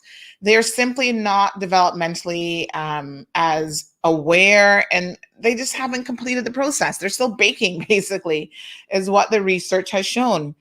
That is why things like, if you're going to let your teenagers drive, putting them in a vehicle with other teenagers driving is a recipe for disaster. Trust me, your child is more likely to be in a vehicular accident when they're driving with other teens, and they're more likely to be in a deadly vehicular accident when they're driving with not even teens, young adults, 20, 21, up to 25. The brain is still very much in that developmental mode. Now, do I think that that means that young Aaron should have been put in the mental health court? And a lot of people feel like now he's going to get a pass and he will not be held accountable for his behavior. I think that the benefits of placing him in the mental health court could be that he's going to have more structure in his life, which I think has woefully been missing. And that lack of structure will only make his ADHD concerns that much more problematic. Let's put it that way. So I think the structure of him being in an ADHD program is needed, but I do not think, not an ADHD program, in the mental health court program is needed, but I do not think that that means that he should skirt away from the responsibility and the repercussions of his actions. This young man escaped quarantine not once, but twice. And so this is where now I, as a parent, have to understand that even though you might have a child that is technically an adult at 19 years old, you as a parent might have to take some responsibility for the actions of that child. So if I knew that my child had ADHD and she was struggling with impulsive behavior and not being able to control herself, it was the reason why Aaron was sent off to a private school in Utah that had a lot of structure. And that structure was very, very regimented. And I understand someone, sent me a private message yesterday that said every single time he would leave the school and come home for a visit, he actually did not want to go back. And I could totally understand how that would be, because structure is needed for children. However, they oftentimes don't like it in the moment. As they become adults, they will, eventually understand that it was done for their own well-being. But again, his brain isn't even processing any of that right now. So I get it. I get why he wants to stay home. He wants just to hang out with his friends. Some of our kids come home and they just want to hang out, smoking weed, smoking pot or whatever from school. And that can't be the case. I also know, as a matter of personal experience, and someone has sent me a very long, there's all kind of messages here that I need to read. Thank you guys so much. But someone also said that, okay. Oh, okay. That's a whole other conversation. That's not the one that I was thinking about. I don't want to read that one on air because I definitely need to peruse that one carefully. But yeah, someone else was saying, listen, he was obviously in the special program, the special school in Utah that offered a lot of structure. He didn't like it. So every opportunity he came home, he wanted to stay home. And that wasn't necessarily, what his mother wanted or what was in his best interest. Now, this is Cayman, so everybody know your business, whether you want them to know it or not. So I think people know about his history and sort of where he's come from and why it's quite possible that he might have some developmental issues, which could be why he's being placed in the mental health program.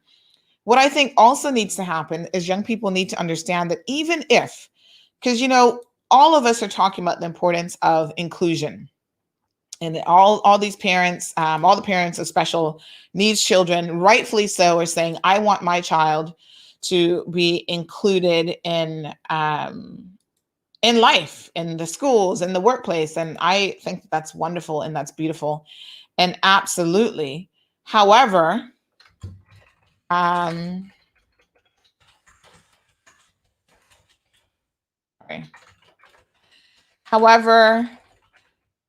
inclusion also means that when you do something wrong, just like Skylar, we're going to hold her to one standard. When you do something wrong, you will also have consequences for your behavior. And I feel like as parents, especially Caribbean parents, Caymanian parents, we do a really poor job of holding our children accountable. Seriously, on a regular basis, we simply do not hold them accountable. And that lack of accountability means that they oftentimes will go through life kind of doing whatever they want until it is a little bit too late. And the end result of not holding your children accountable is one day the system will hold them accountable. So I'm hoping that this is going to be, I don't know what the court will decide. Of course, now that he's in mental health, my understanding is that means that we can't report on it. So we can't really update you in terms of what the mental health courts decides to do with Aaron. I feel like a lot of people have felt for a very long time that he is now going to get away with the breaching of the quarantine, which was a very serious thing, especially someone who we understand was positive at the time of these breaches. And so the biggest question that I have is, if you are the parent, and you can tell me what you think, a lot of you are parents, if you are the parent of a child who has ADHD, who's struggling with these sorts of issues, why would you bring your child home? Knowing, because somebody said to me, you know, as a mother of someone who has an ADHD child, they cannot be confined. They would go stir crazy. And I kind of get that, because I think even for adults, quarantine is emotionally and psychologically a very difficult thing to do. Why would you subject him to that? This is where I blame 1,000% the mother and not so much the son. Because she should know her child better than anybody else. And if you've been bringing your child home for years and know that when he's home, you can't control him, you have no control of the situation, he doesn't want to return, he doesn't want to go back, why would you then think, number one, that he could quarantine at home and you would be able to control that situation? You were not. And then the second breach, they put him in isolation, which is probably even worse, away from the family, in a government facility, and he jumps out a window and escapes again. The kid was escaping with a security guard sitting right there. I kind of have to believe that as a mother, she would have known that the chances of her son breaching quarantine were probably pretty high. What do you guys think? And so the responsibility as the big adult who's probably 40 something, maybe close to 50, lies more with you than a 19-year-old who might be struggling with compulsive issues and ADHD and not being, developmentally fully mature, as all 19-year-olds are. But we held Skylar to a different standard. We're like, oh, well, she's American, she's savvy, she's this, she's that. Okay, well, this kid lived in America. As a Black Caribbean person, he would know, you go in the States and you mess around with them, they would be dire consequences to pay. They don't really care if you have ADHD or not. So I'm kind of two minds about this situation.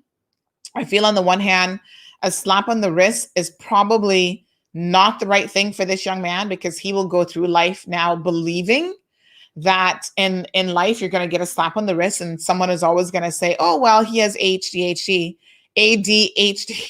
Let's excuse his behavior and that there will be no consequences, because one day there are always consequences. The piper comes a piping. So I don't know. I don't know what the outcome of this will be for that young man. I think a lot of people feel like if he doesn't get a firm structure in place in terms of his life right now, that he's going to be in trouble. And, I've had people say he's engaging in smoking of marijuana. I don't know if that's true or not, but there are people who are saying that. And as a result of that, he's hanging out with certain kids. I do know he smokes some sort of hookah pipe or something, because One of the allegations from more than one person is when he had gotten out, he was actually out and about offering people to share a smoke with him when you have just escaped from quarantine and tested positive. We're so lucky that there was not an outbreak because of his actions. So, the boarding school, I think overseas was very, very beneficial for this young man. I don't think, unfortunately, that he will get that kind of structure here. My other concern about problem individuals, whether it's drug addicts or whatever, remaining in Cayman, that it is very difficult oftentimes because of the Cayman culture and how small we are for them to stay on the straight and narrow path. And I've seen this time and time again. They get sent to Jamaica, they get sent to a program in the US, and they're able to clean up. When it comes time to return to Cayman and to maintain that, that's where the real difficulty lies.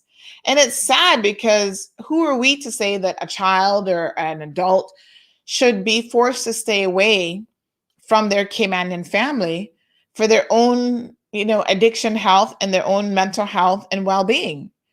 I mean, maybe it just is an impossible situation. I don't know. But I know that when you're in this environment, it becomes that much more difficult for them to stay on a particular plan. So Marshall says, well, that's just it. She don't really know him since she had sent him away. And I want to say, because I've seen this in my own family as well, people believe that when you have a child, sometimes it's not even about the child being a problem child. Parents just can't manage. So their inability to cope and their inability to manage means that they send children overseas for it to be somebody else doing the day-to-day work. And then they're going to Skype them or check in with them. And I actually think that it's really unfair in a lot of instances to the child, because as Marshall says, you don't get that relationship, that bond with that child that you need to perhaps even help that child as a parent. When you have to live with a child day in and day out, every single morning, you have to get up, go through your morning routine. You're the enforcer, you're the disciplinarian, right? There is a certain relationship that you establish with that child, not just as their mother, and perhaps you have that emotional connection, but they will also know that, okay, this is probably how far I can push my mom. This is the line that I can or can't cross. And the only way that you will know that is if you have that relationship. So like I said, I've had people in my family send kids off to Jamaica thinking, oh, that's in their best interest. They may have had a slightly better quality education. I don't really know. But I think what they missed out on, which is so much more important, is that parental relationship. And that can't be forced, and it can't be built any other way by being with your child day in and day out. I mean, boarding school, I think when a child maybe is in their teens is an option, but especially for younger children, it makes me very, very uncomfortable. And I kind of feel like I'm the kind of parent who,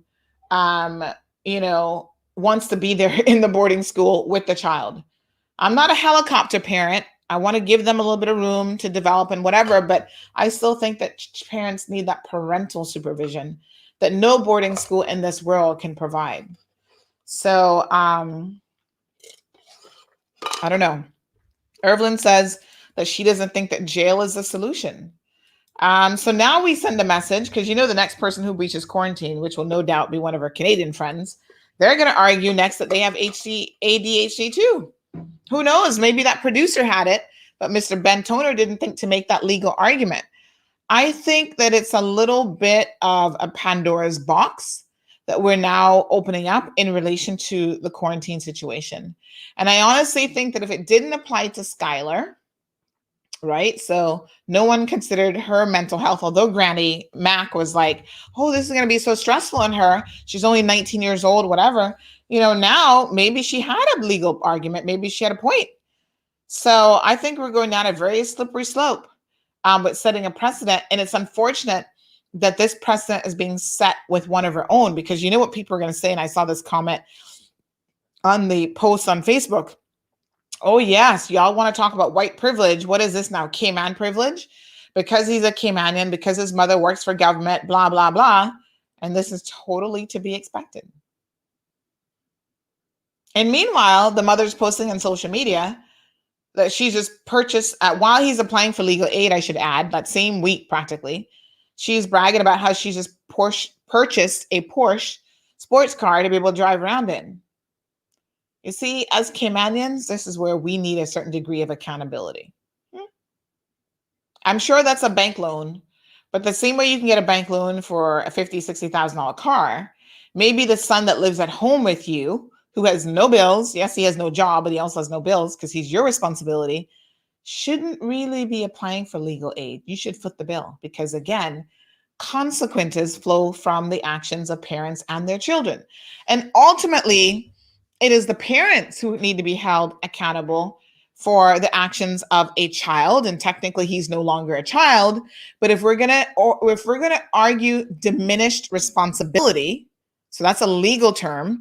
If we're going to argue diminished responsibility based on his ADHD and perhaps other mental issues, then perhaps what we really need to do is hold the mother accountable. Maybe she's the one who should be sitting in jail for the 30 days for making the poor decision of allowing him to come back, knowing that he would be forced into quarantine, and also knowing that he's a child that probably wouldn't be able to handle it. Is it too much? I don't know. So someone says, and I don't want to read all of this because some of it gets very, very personal, and I know a lot of the details about this young man. And this person says at some point they were trying to decide to stop making him come home until he was done with school because of him not wanting to go back.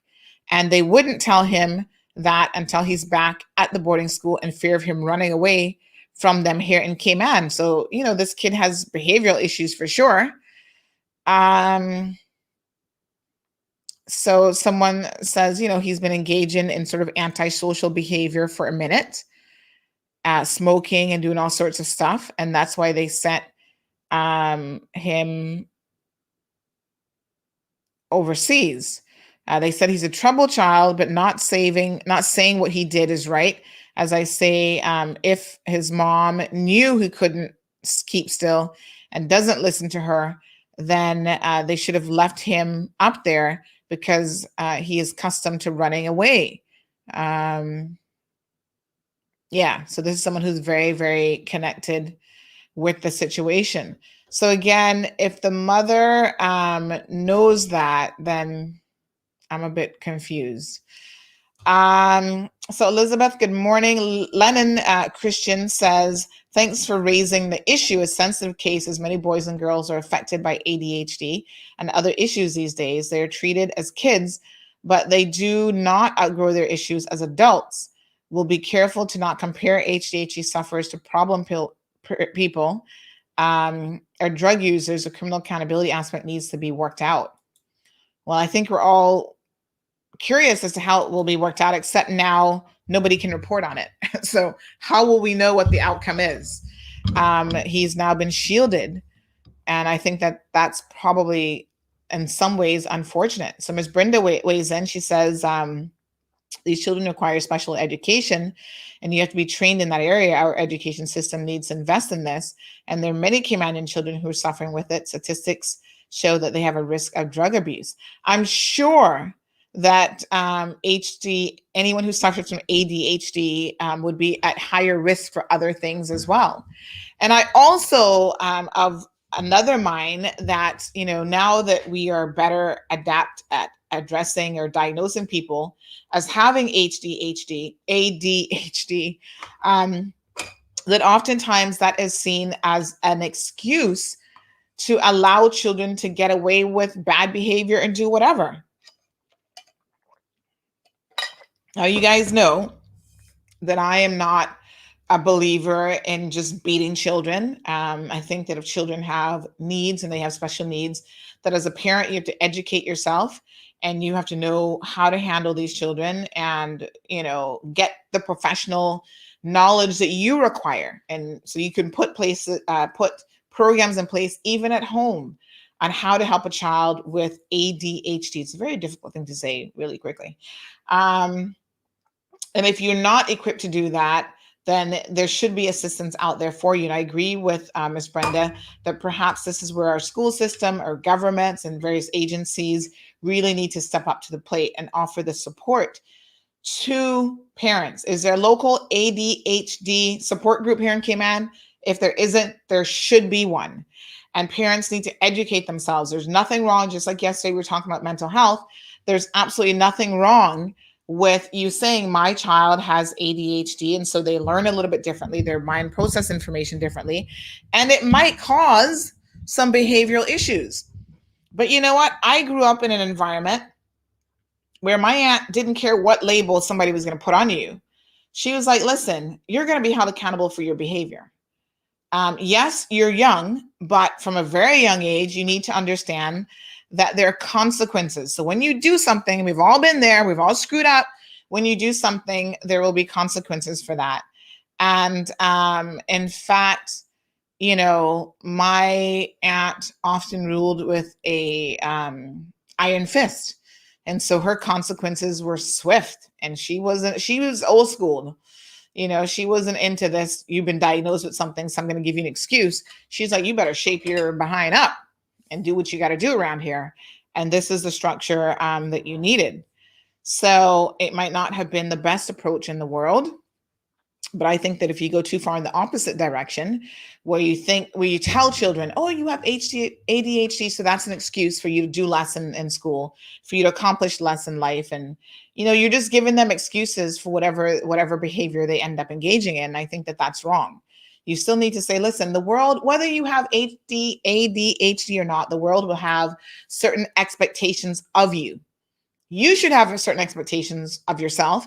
And as a family and as a mother and as parents, we have certain expectations of you. We will give you the tools, because I think that's important, to help you manage your ADHD and to work through some of these issues, whether it means medication, if it's a severe case, dietary changes, or whatever else might help.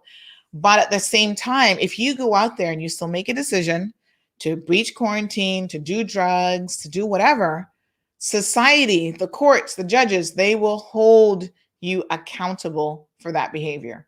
We can't let go of that accountability message, in my opinion. Louis says the future will struggle to make its way if parents aren't learning to listen and learn what their kids are going through. And I think that that's really, really significant. Natasha says, I believe the mom was joking about the car. Well, I was saying to someone yesterday, totally unrelated to this. We were talking about something else, and I said, timing is often everything. And the timing of her, if that was a joke, making that joke when your son is all over the media, when your son is applying for legal aid, et cetera, it isn't funny. If it was meant to be a joke, it wasn't funny. And the timing was wrong, and it was just completely misplaced. I don't know. Someone sent it to me. I'm not friends with her on social media, but they sent it to me thinking she was very serious. And to make that sort of social media post did have people wondering about her as well.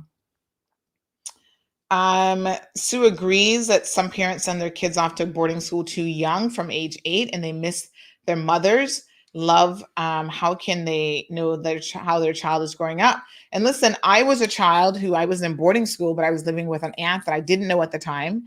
And I was removed from having that relationship with my mother. And I can tell you, I guess in this day and age, it's probably a little bit easier to maintain those relationships because of email and WhatsApp and Skyping and whatever. But I also know how it breaks that relationship.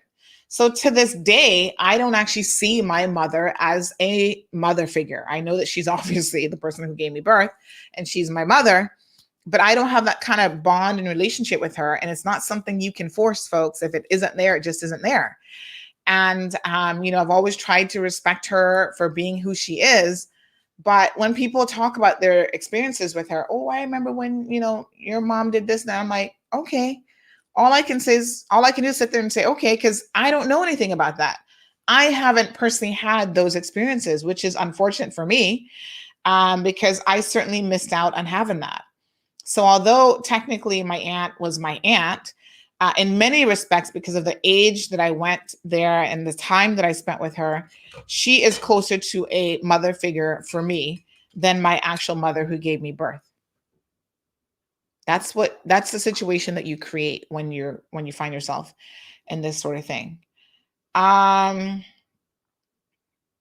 Everyone is wondering if they had to show proof of this diagnosis prior. I don't know, because again, maybe the quarantine team now needs to be asking these questions to figure out who they're going to approve for quarantine. Put on there, do you suffer from any known medical and or mental health issues that could impede your ability to be able to remain in quarantine? And put a list, because maybe that's something we needed to know in advance of approving him.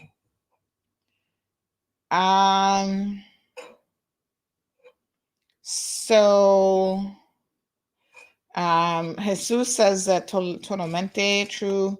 Sandy, it's real. I know 2 family members like that. Bad, send them to work at 18, mommy. Yes, I mean, I think there's a number of different issues here. There's some children who just don't get structure and accountability. And then obviously there are children who are suffering from different disabilities, and we need to obviously take that seriously. M says, hi, Sandra, ADHD is a spectrum disorder. Some people have a severe version and or other mental or neurological issues with like ODD, anxiety, and depression. Can't paint everyone with the same brush. Absolutely. And again, I say that if his mother knew the peculiarities of his situation, she should have addressed that accordingly. Rachel says there are plans from at Russ 24/7. I was in West Bay on Sunday, and I drove by there and I saw the where the bakery was. I saw the McRuss sign, and we haven't heard much about it. So I don't know if that one's going to be 24/7 or not. I don't know that any district really needs a 24/7 store. Do you guys think we're there yet? I don't know. And M says, not that ADHD can be used as a defense, but there may be other underlying issues. I feel we should respect that and support people who struggle with mental health. For sure, absolutely. But at the same time, this was creating a public health concern. The young man was weakly positive. And so I think that there should have been another way of approaching his re-entry into the country. Thank you, Patsy. I will talk to you off the air, but I have a family member who suffers from mental illness and also jumped out the window of the hospital mental ward and is still waiting on NAU. Wow. Mental health is no joke, without a doubt, for sure. So Ms. Brenda says they learn things differently. They need the required structure and environment, which is not available in Cayman. I agree with that too. And I've said this before, in my opinion, anything that falls out of what we consider the norm on any spectrum, we're just not equipped to handle. Most of us have no idea what to do. And there are resources that are available that I think the government should encourage and implement and put in place. And then parents also need to be up with it. If you know your child has been diagnosed with ADHD, mothers and fathers, you need to understand what that is. How do you cope with a child? Where are they on the spectrum? As M just said, what are some of the things that you can do to help their growth and development and to help them become productive citizens? Because the world isn't a nice place, regardless of who you are and where you fall and what spectrum you're on or not on. At some point, we all are going to get hard knocks in this life. So I think that we just need to teach that to our children, and the sooner the better, right? So that they can understand the type of world that they're entering. Over cuddling your child is probably not going to be entirely beneficial to them. I mean, yes, give children a safe environment. Let them know that you will love them unconditionally as a parent. You are there for them, all of those wonderful things. But at the same time, there's that little thing we keep harping on called accountability. The other court case that we're watching that I want to just bring you guys up to speed quickly, and I'm going to run out the door now and go and continue listening to it, is Eve High Voltage. That's her stage name. Not even stage name, but apparently that's what a lot of people know her as. So her own friends don't even know her proper name, because one of them testified and they were asked, what do you know her as? Do you know this Kaznique Cupid? And the girl said, apparently they're very good friends. She even took out a car in her name because Eve didn't have a license or something. And she said, no, she only knows her as Eve. Well, her proper name is Kaznique Patrice. Hold on, let me get the full name now. Kaznique Patrice Cupid something. It's a long name. But yes, that is her full name, and Kaznique Cupid. And so she's in court being accused of being the getaway driver and mastermind of the Tortuga robbery that happened in 2020. I think it's February of 2020. So her trial continues. Yesterday was a super interesting day because what they did yesterday is the prosecution, my apologies, actually played her police interview. Okay. So they played the police interview because she may or may not take the stand. So in order to get that into evidence, they can't just, this is how court works. They cannot just hand the jury the transcripts. They actually need to hear her words and hear it coming from her. So what they're permitted to do by way of evidentiary rules is they can play the entire recording of her interview with the police. And boy, did they play it. 2 recordings, 2 interviews with the police. I think they said she might have done 3, but they played 2. One was the very first one that she did. They read her rights and told her she has the right of no comment. But that right of no comment comes with something called a negative inference. So for example, this is how it was explained to us when we were in law school. If you exercise that right of no comment, so if the police ask you a direct question and you say no comment, and then later on, something comes up in your defense that you rely upon, right? And you did not bring that up at the time that you had an opportunity to do so at the interview, the jury or judge, depending on if you have a jury or judge trial, are able to take a negative inference from that. So in other words, it will work against you. They will see you as, you're probably a liar, because when you had the time to respond to this, in a police interview and you had the opportunity to answer the question, you refused to do so. Why would you refuse to do so if this was the truth? Because most people have no issues sharing the truth. So that is how it works. And I think that we should all be mindful of that. So please, folks, do keep that in mind. If you ever get arrested, if the police ask you a question, just tell them the truth. And I must say, I have never had an issue the numerous times that I've been arrested. I just tell listen, if it's the truth and this is what happened, if this is what I can recall happened, you just tell it. So her first interview was a lot of no comment, which was very, very interesting. To some of the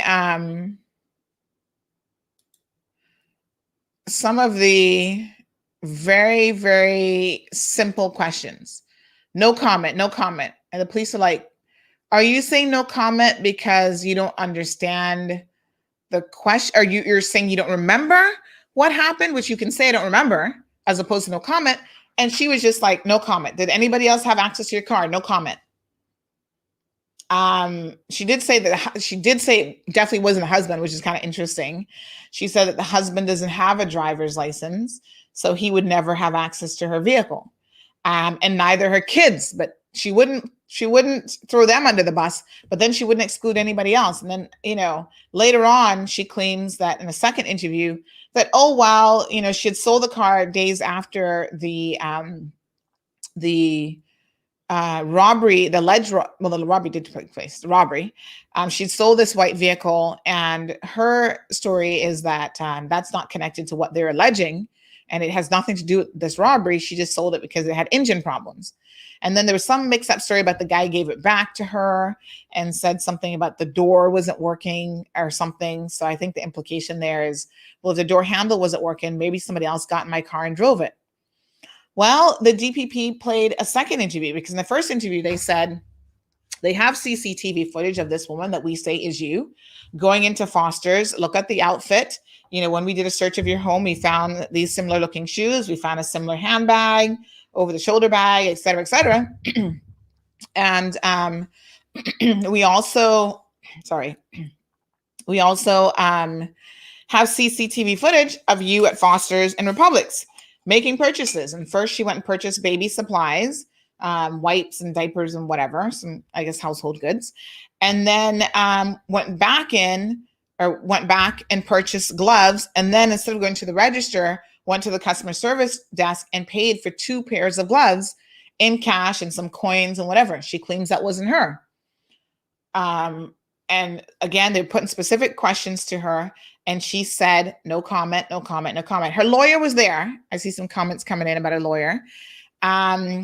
So yes, the lawyer was present when she was saying no comment, no comment. And then at the end of the first interview, she said she has a prepared statement that she wants to read.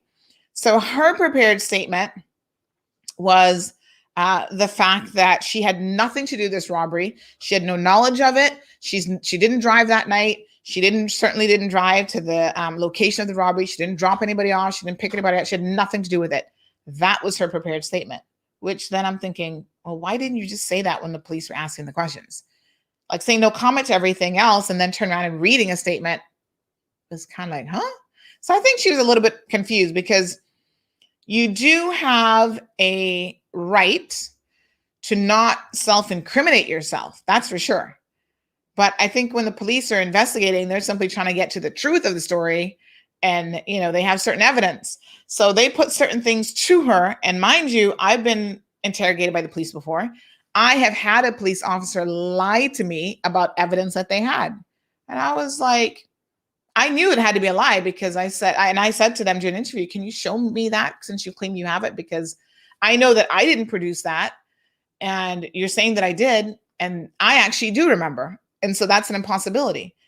It was an impossibility and they never had it, but they were trying to, as Brenda says, they were trying to twist the situation and trying to trip me up, which I guess the police can do during interrogations, but they weren't tripping me up because I'm like, that never happened. And the reason why I remembered it so distinctly, there was a very specific reason why that was impossible and why it couldn't have happened.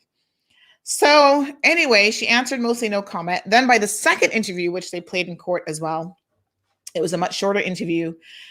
They basically were fact checking a lot of what she said in the first interview. And they were going back to her and they said, in the first interview, we said to you that the person we believed was you used a debit card. And you said, absolutely not for the first set of transactions. Absolutely not. Didn't happen. Never used a debit card, blah, blah, blah. But now we can confirm the debit card was used by that same person at the register in the name of Markel Cupid, which is your husband. It was an NAU debit card. Child, I didn't even know. I was sitting there going, NAU issues debit cards? Well, mess with them. And remember how you also said in the first interview that you didn't purchase gloves? Well, now we know that was you because we have the proof with the NAU card. Unless you can try and lie and say somebody stole your husband's NAU card, which you never reported. But now that we know that that's you, you're the same person who went and purchased the gloves. So then her story changed in the second interview, right? So before it was, nope, wasn't me, no comment, blah, blah, blah. Now in the second interview, it was, oh, yeah, I purchased those gloves in order to work out. And, everybody's sitting there thinking, you purchase gloves from Foster's to work out? Those are not proper gym gloves. They're more like workman gloves or whatever. So I was like, okay. And you're purchasing them at night right before a robbery where you worked at Tortuga takes place? This story just gets really more and more interesting. And so, of course, I'm sitting there taking my little notes and analyzing all of this in my head. At the same time, how else did she get tripped up? Let me just read my little notes here because it was a lot. How else did she get tripped up in court? Oh, yeah. So she claimed that she did not know the co-accused, and he's in court, allegedly one of the actual robbers. They're saying that she was the getaway driver. And yeah, Brenda, I didn't know that. Oh, wow. Marco did that. That's awesome. I mean, I think it's good because it certainly can hold people very much accountable. As we can see here, it can help to solve some crimes too, maybe. So that was undeniable change there in what had previously been said about the gloves and the use of a debit card. She also was questioned about her knowledge of the co-accused, Mr. Richard Nash, who she said that she has no knowledge of. She doesn't know the man. She knows nothing about him. She's never met him. She don't know who he is. So then they refer to, he goes by several names, one called Sika and one called Kilo. I guess those are his street names or whatever, his aliases. And apparently she has him saved in her phone. And not only does she have him saved in her phone, but she had an 18-minute conversation with him not long before the robbery. So they're like, how can you be having an 18-minute conversation with someone that you don't know? And then she says, oh, well, I've got thousands of people in my phone. And, I don't know if that's who I was talking to without actually seeing him. So she thinks she's really smart, to be honest. She really, even in the first interview, certain things that she was saying to police, like, oh, like you're trying to twist it this way. She's been watching too many versions of CSI. I could tell based on how she was responding and trying to think ahead of the detectives. Like, oh yeah, you're not going to get me in that because I know this is what you're trying to do. And the police are like, actually, lady, we're just trying to get to the truth. And all we would like for you to do is answer the questions truthfully. And so the question of her knowing this man and talking to him for 18 minutes was brought up in the second interview. They were asking her about her whereabouts on that day. And she said, well, there was nothing peculiar. And I understood the point that she was trying to make. Like if you wake up today and this is just an average day and nothing happens, 2 weeks from now, or even a month from now, someone says to you, Sandy, what did you do on May the 25th? Why would that stick out in my mind? Because I'm like, I don't know. Unless it's something particular, like somebody's birthday, an anniversary, or something to trigger what you were doing. And so they said to her, because she's like, well, this was an ordinary day for me. So nothing stands out about that day. When they start putting questions to you about it being an ordinary day, and you go, oh yeah, that was the day I bought the gloves. So then when you said earlier that you would have, like any other day, probably just stayed home with the kids and your husband on a Friday night. Now this is where I think detectives in Cayman need to go a little bit extra with their investigations, because you guys know on social media, these people share all of their lives, right? And most Friday nights, I hate to say it, but this young lady's not home. I don't care what she's trying to tell the police, not interview.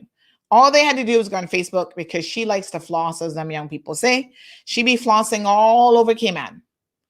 She loves to dress up, loves to put the weave in, got the long hair all the way down to her legs, right? She's come on this program talking about how she pays for it by the pound, so it's hers. And she likes to dress to the nines. And she goes out as often and as frequently as she can. In fact, just this past Sunday, the day before yesterday, she's in the middle of this trial. Guess where she was? She was on a boat cruise, enjoying herself to the fullest. So police need to know how to really suss out the truth from people and go on social media and see exactly what they're up to. Because she's not no homebody. Talking about, oh, she just likes to go home and cook for her family and children and blah, blah, blah. Child, please, not based on social media. Oh, no, no, no. According to social media, you're out all the time. And I think that the police could have put a little bit more to her in terms of that. She says that she's a dance hall promoter. So I guess that is part of the lifestyle that she engages in. So anyway,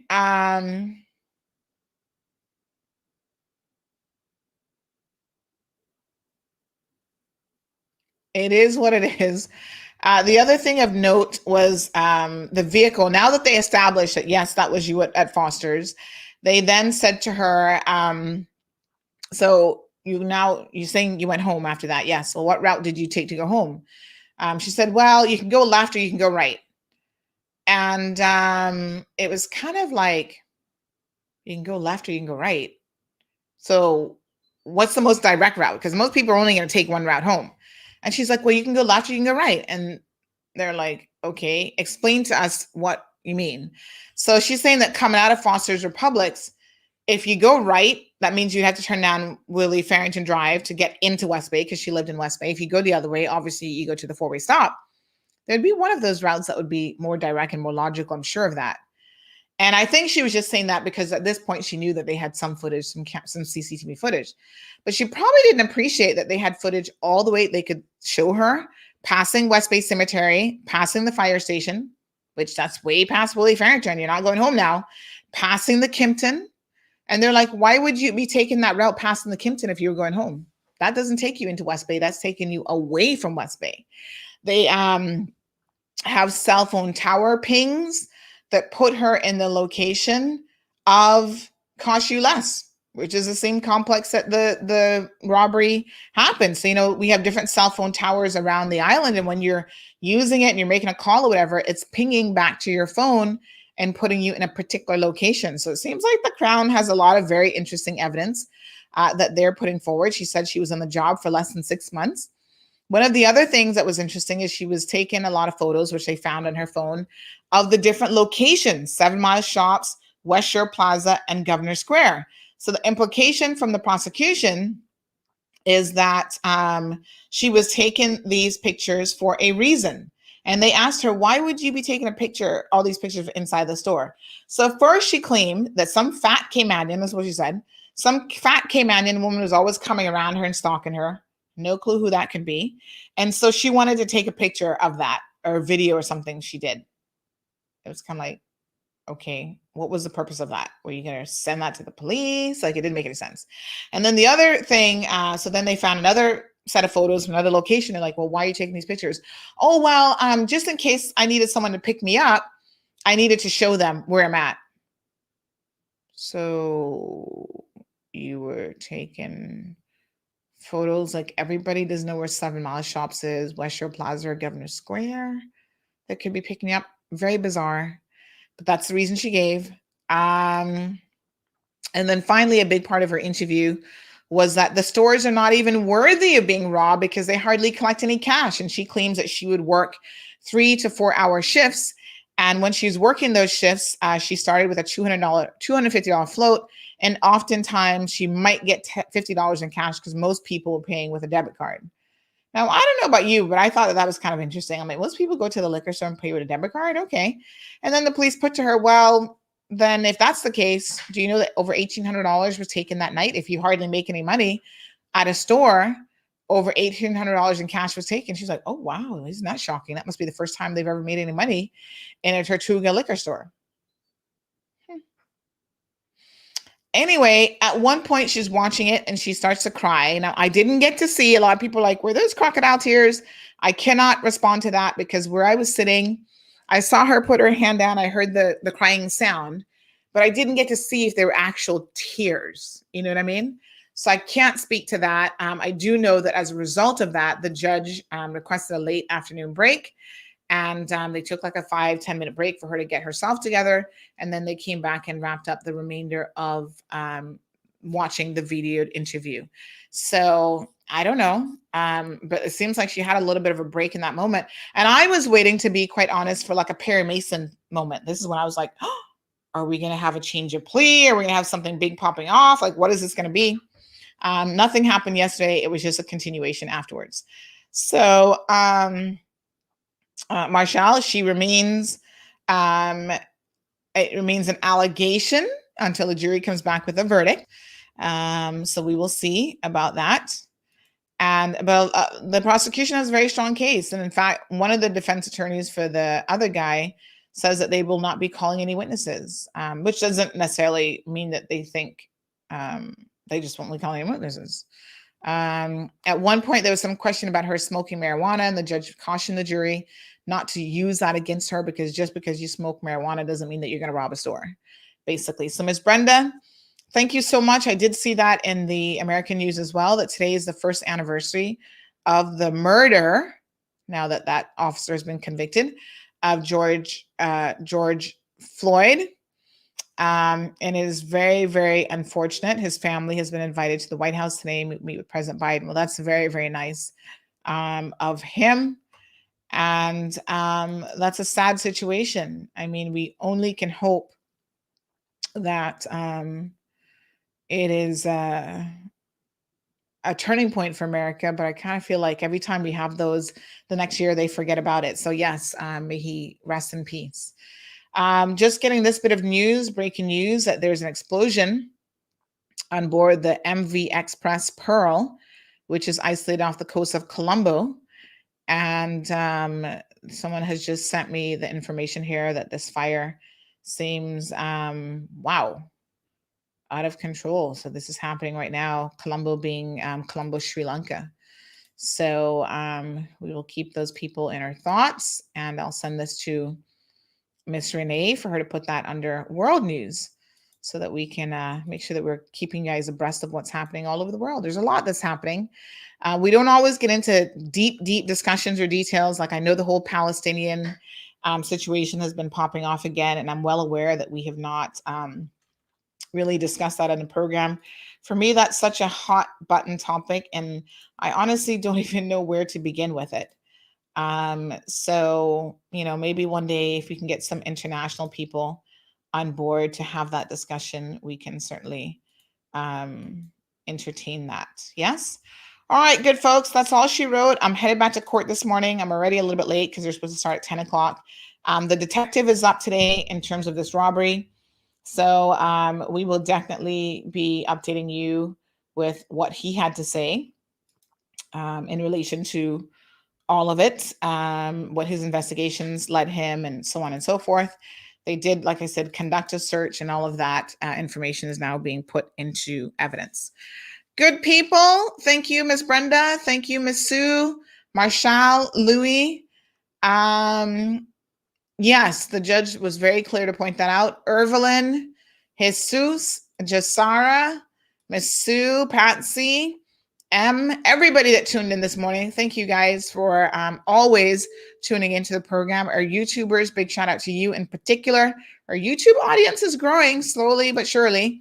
Mr. Lennon, Elizabeth, Natasha, I wish you all a beautiful day. Please stay safe, especially on the roadways. And we will be back here tomorrow morning, God's willing, for another segment of the Cold Hard Truth. Tomorrow is Wednesday, so we'll do a little bit of Caribbean Connection Wednesday with our partners around the region to hear what has been going on in their respective jurisdictions. Thank you for tuning in to another edition of the Cold Hard Truth. Make sure to check Facebook for showtimes and more information and the latest news at CaymanMarlRoad.com. Subscribe to our IG and Facebook pages to get the latest happenings.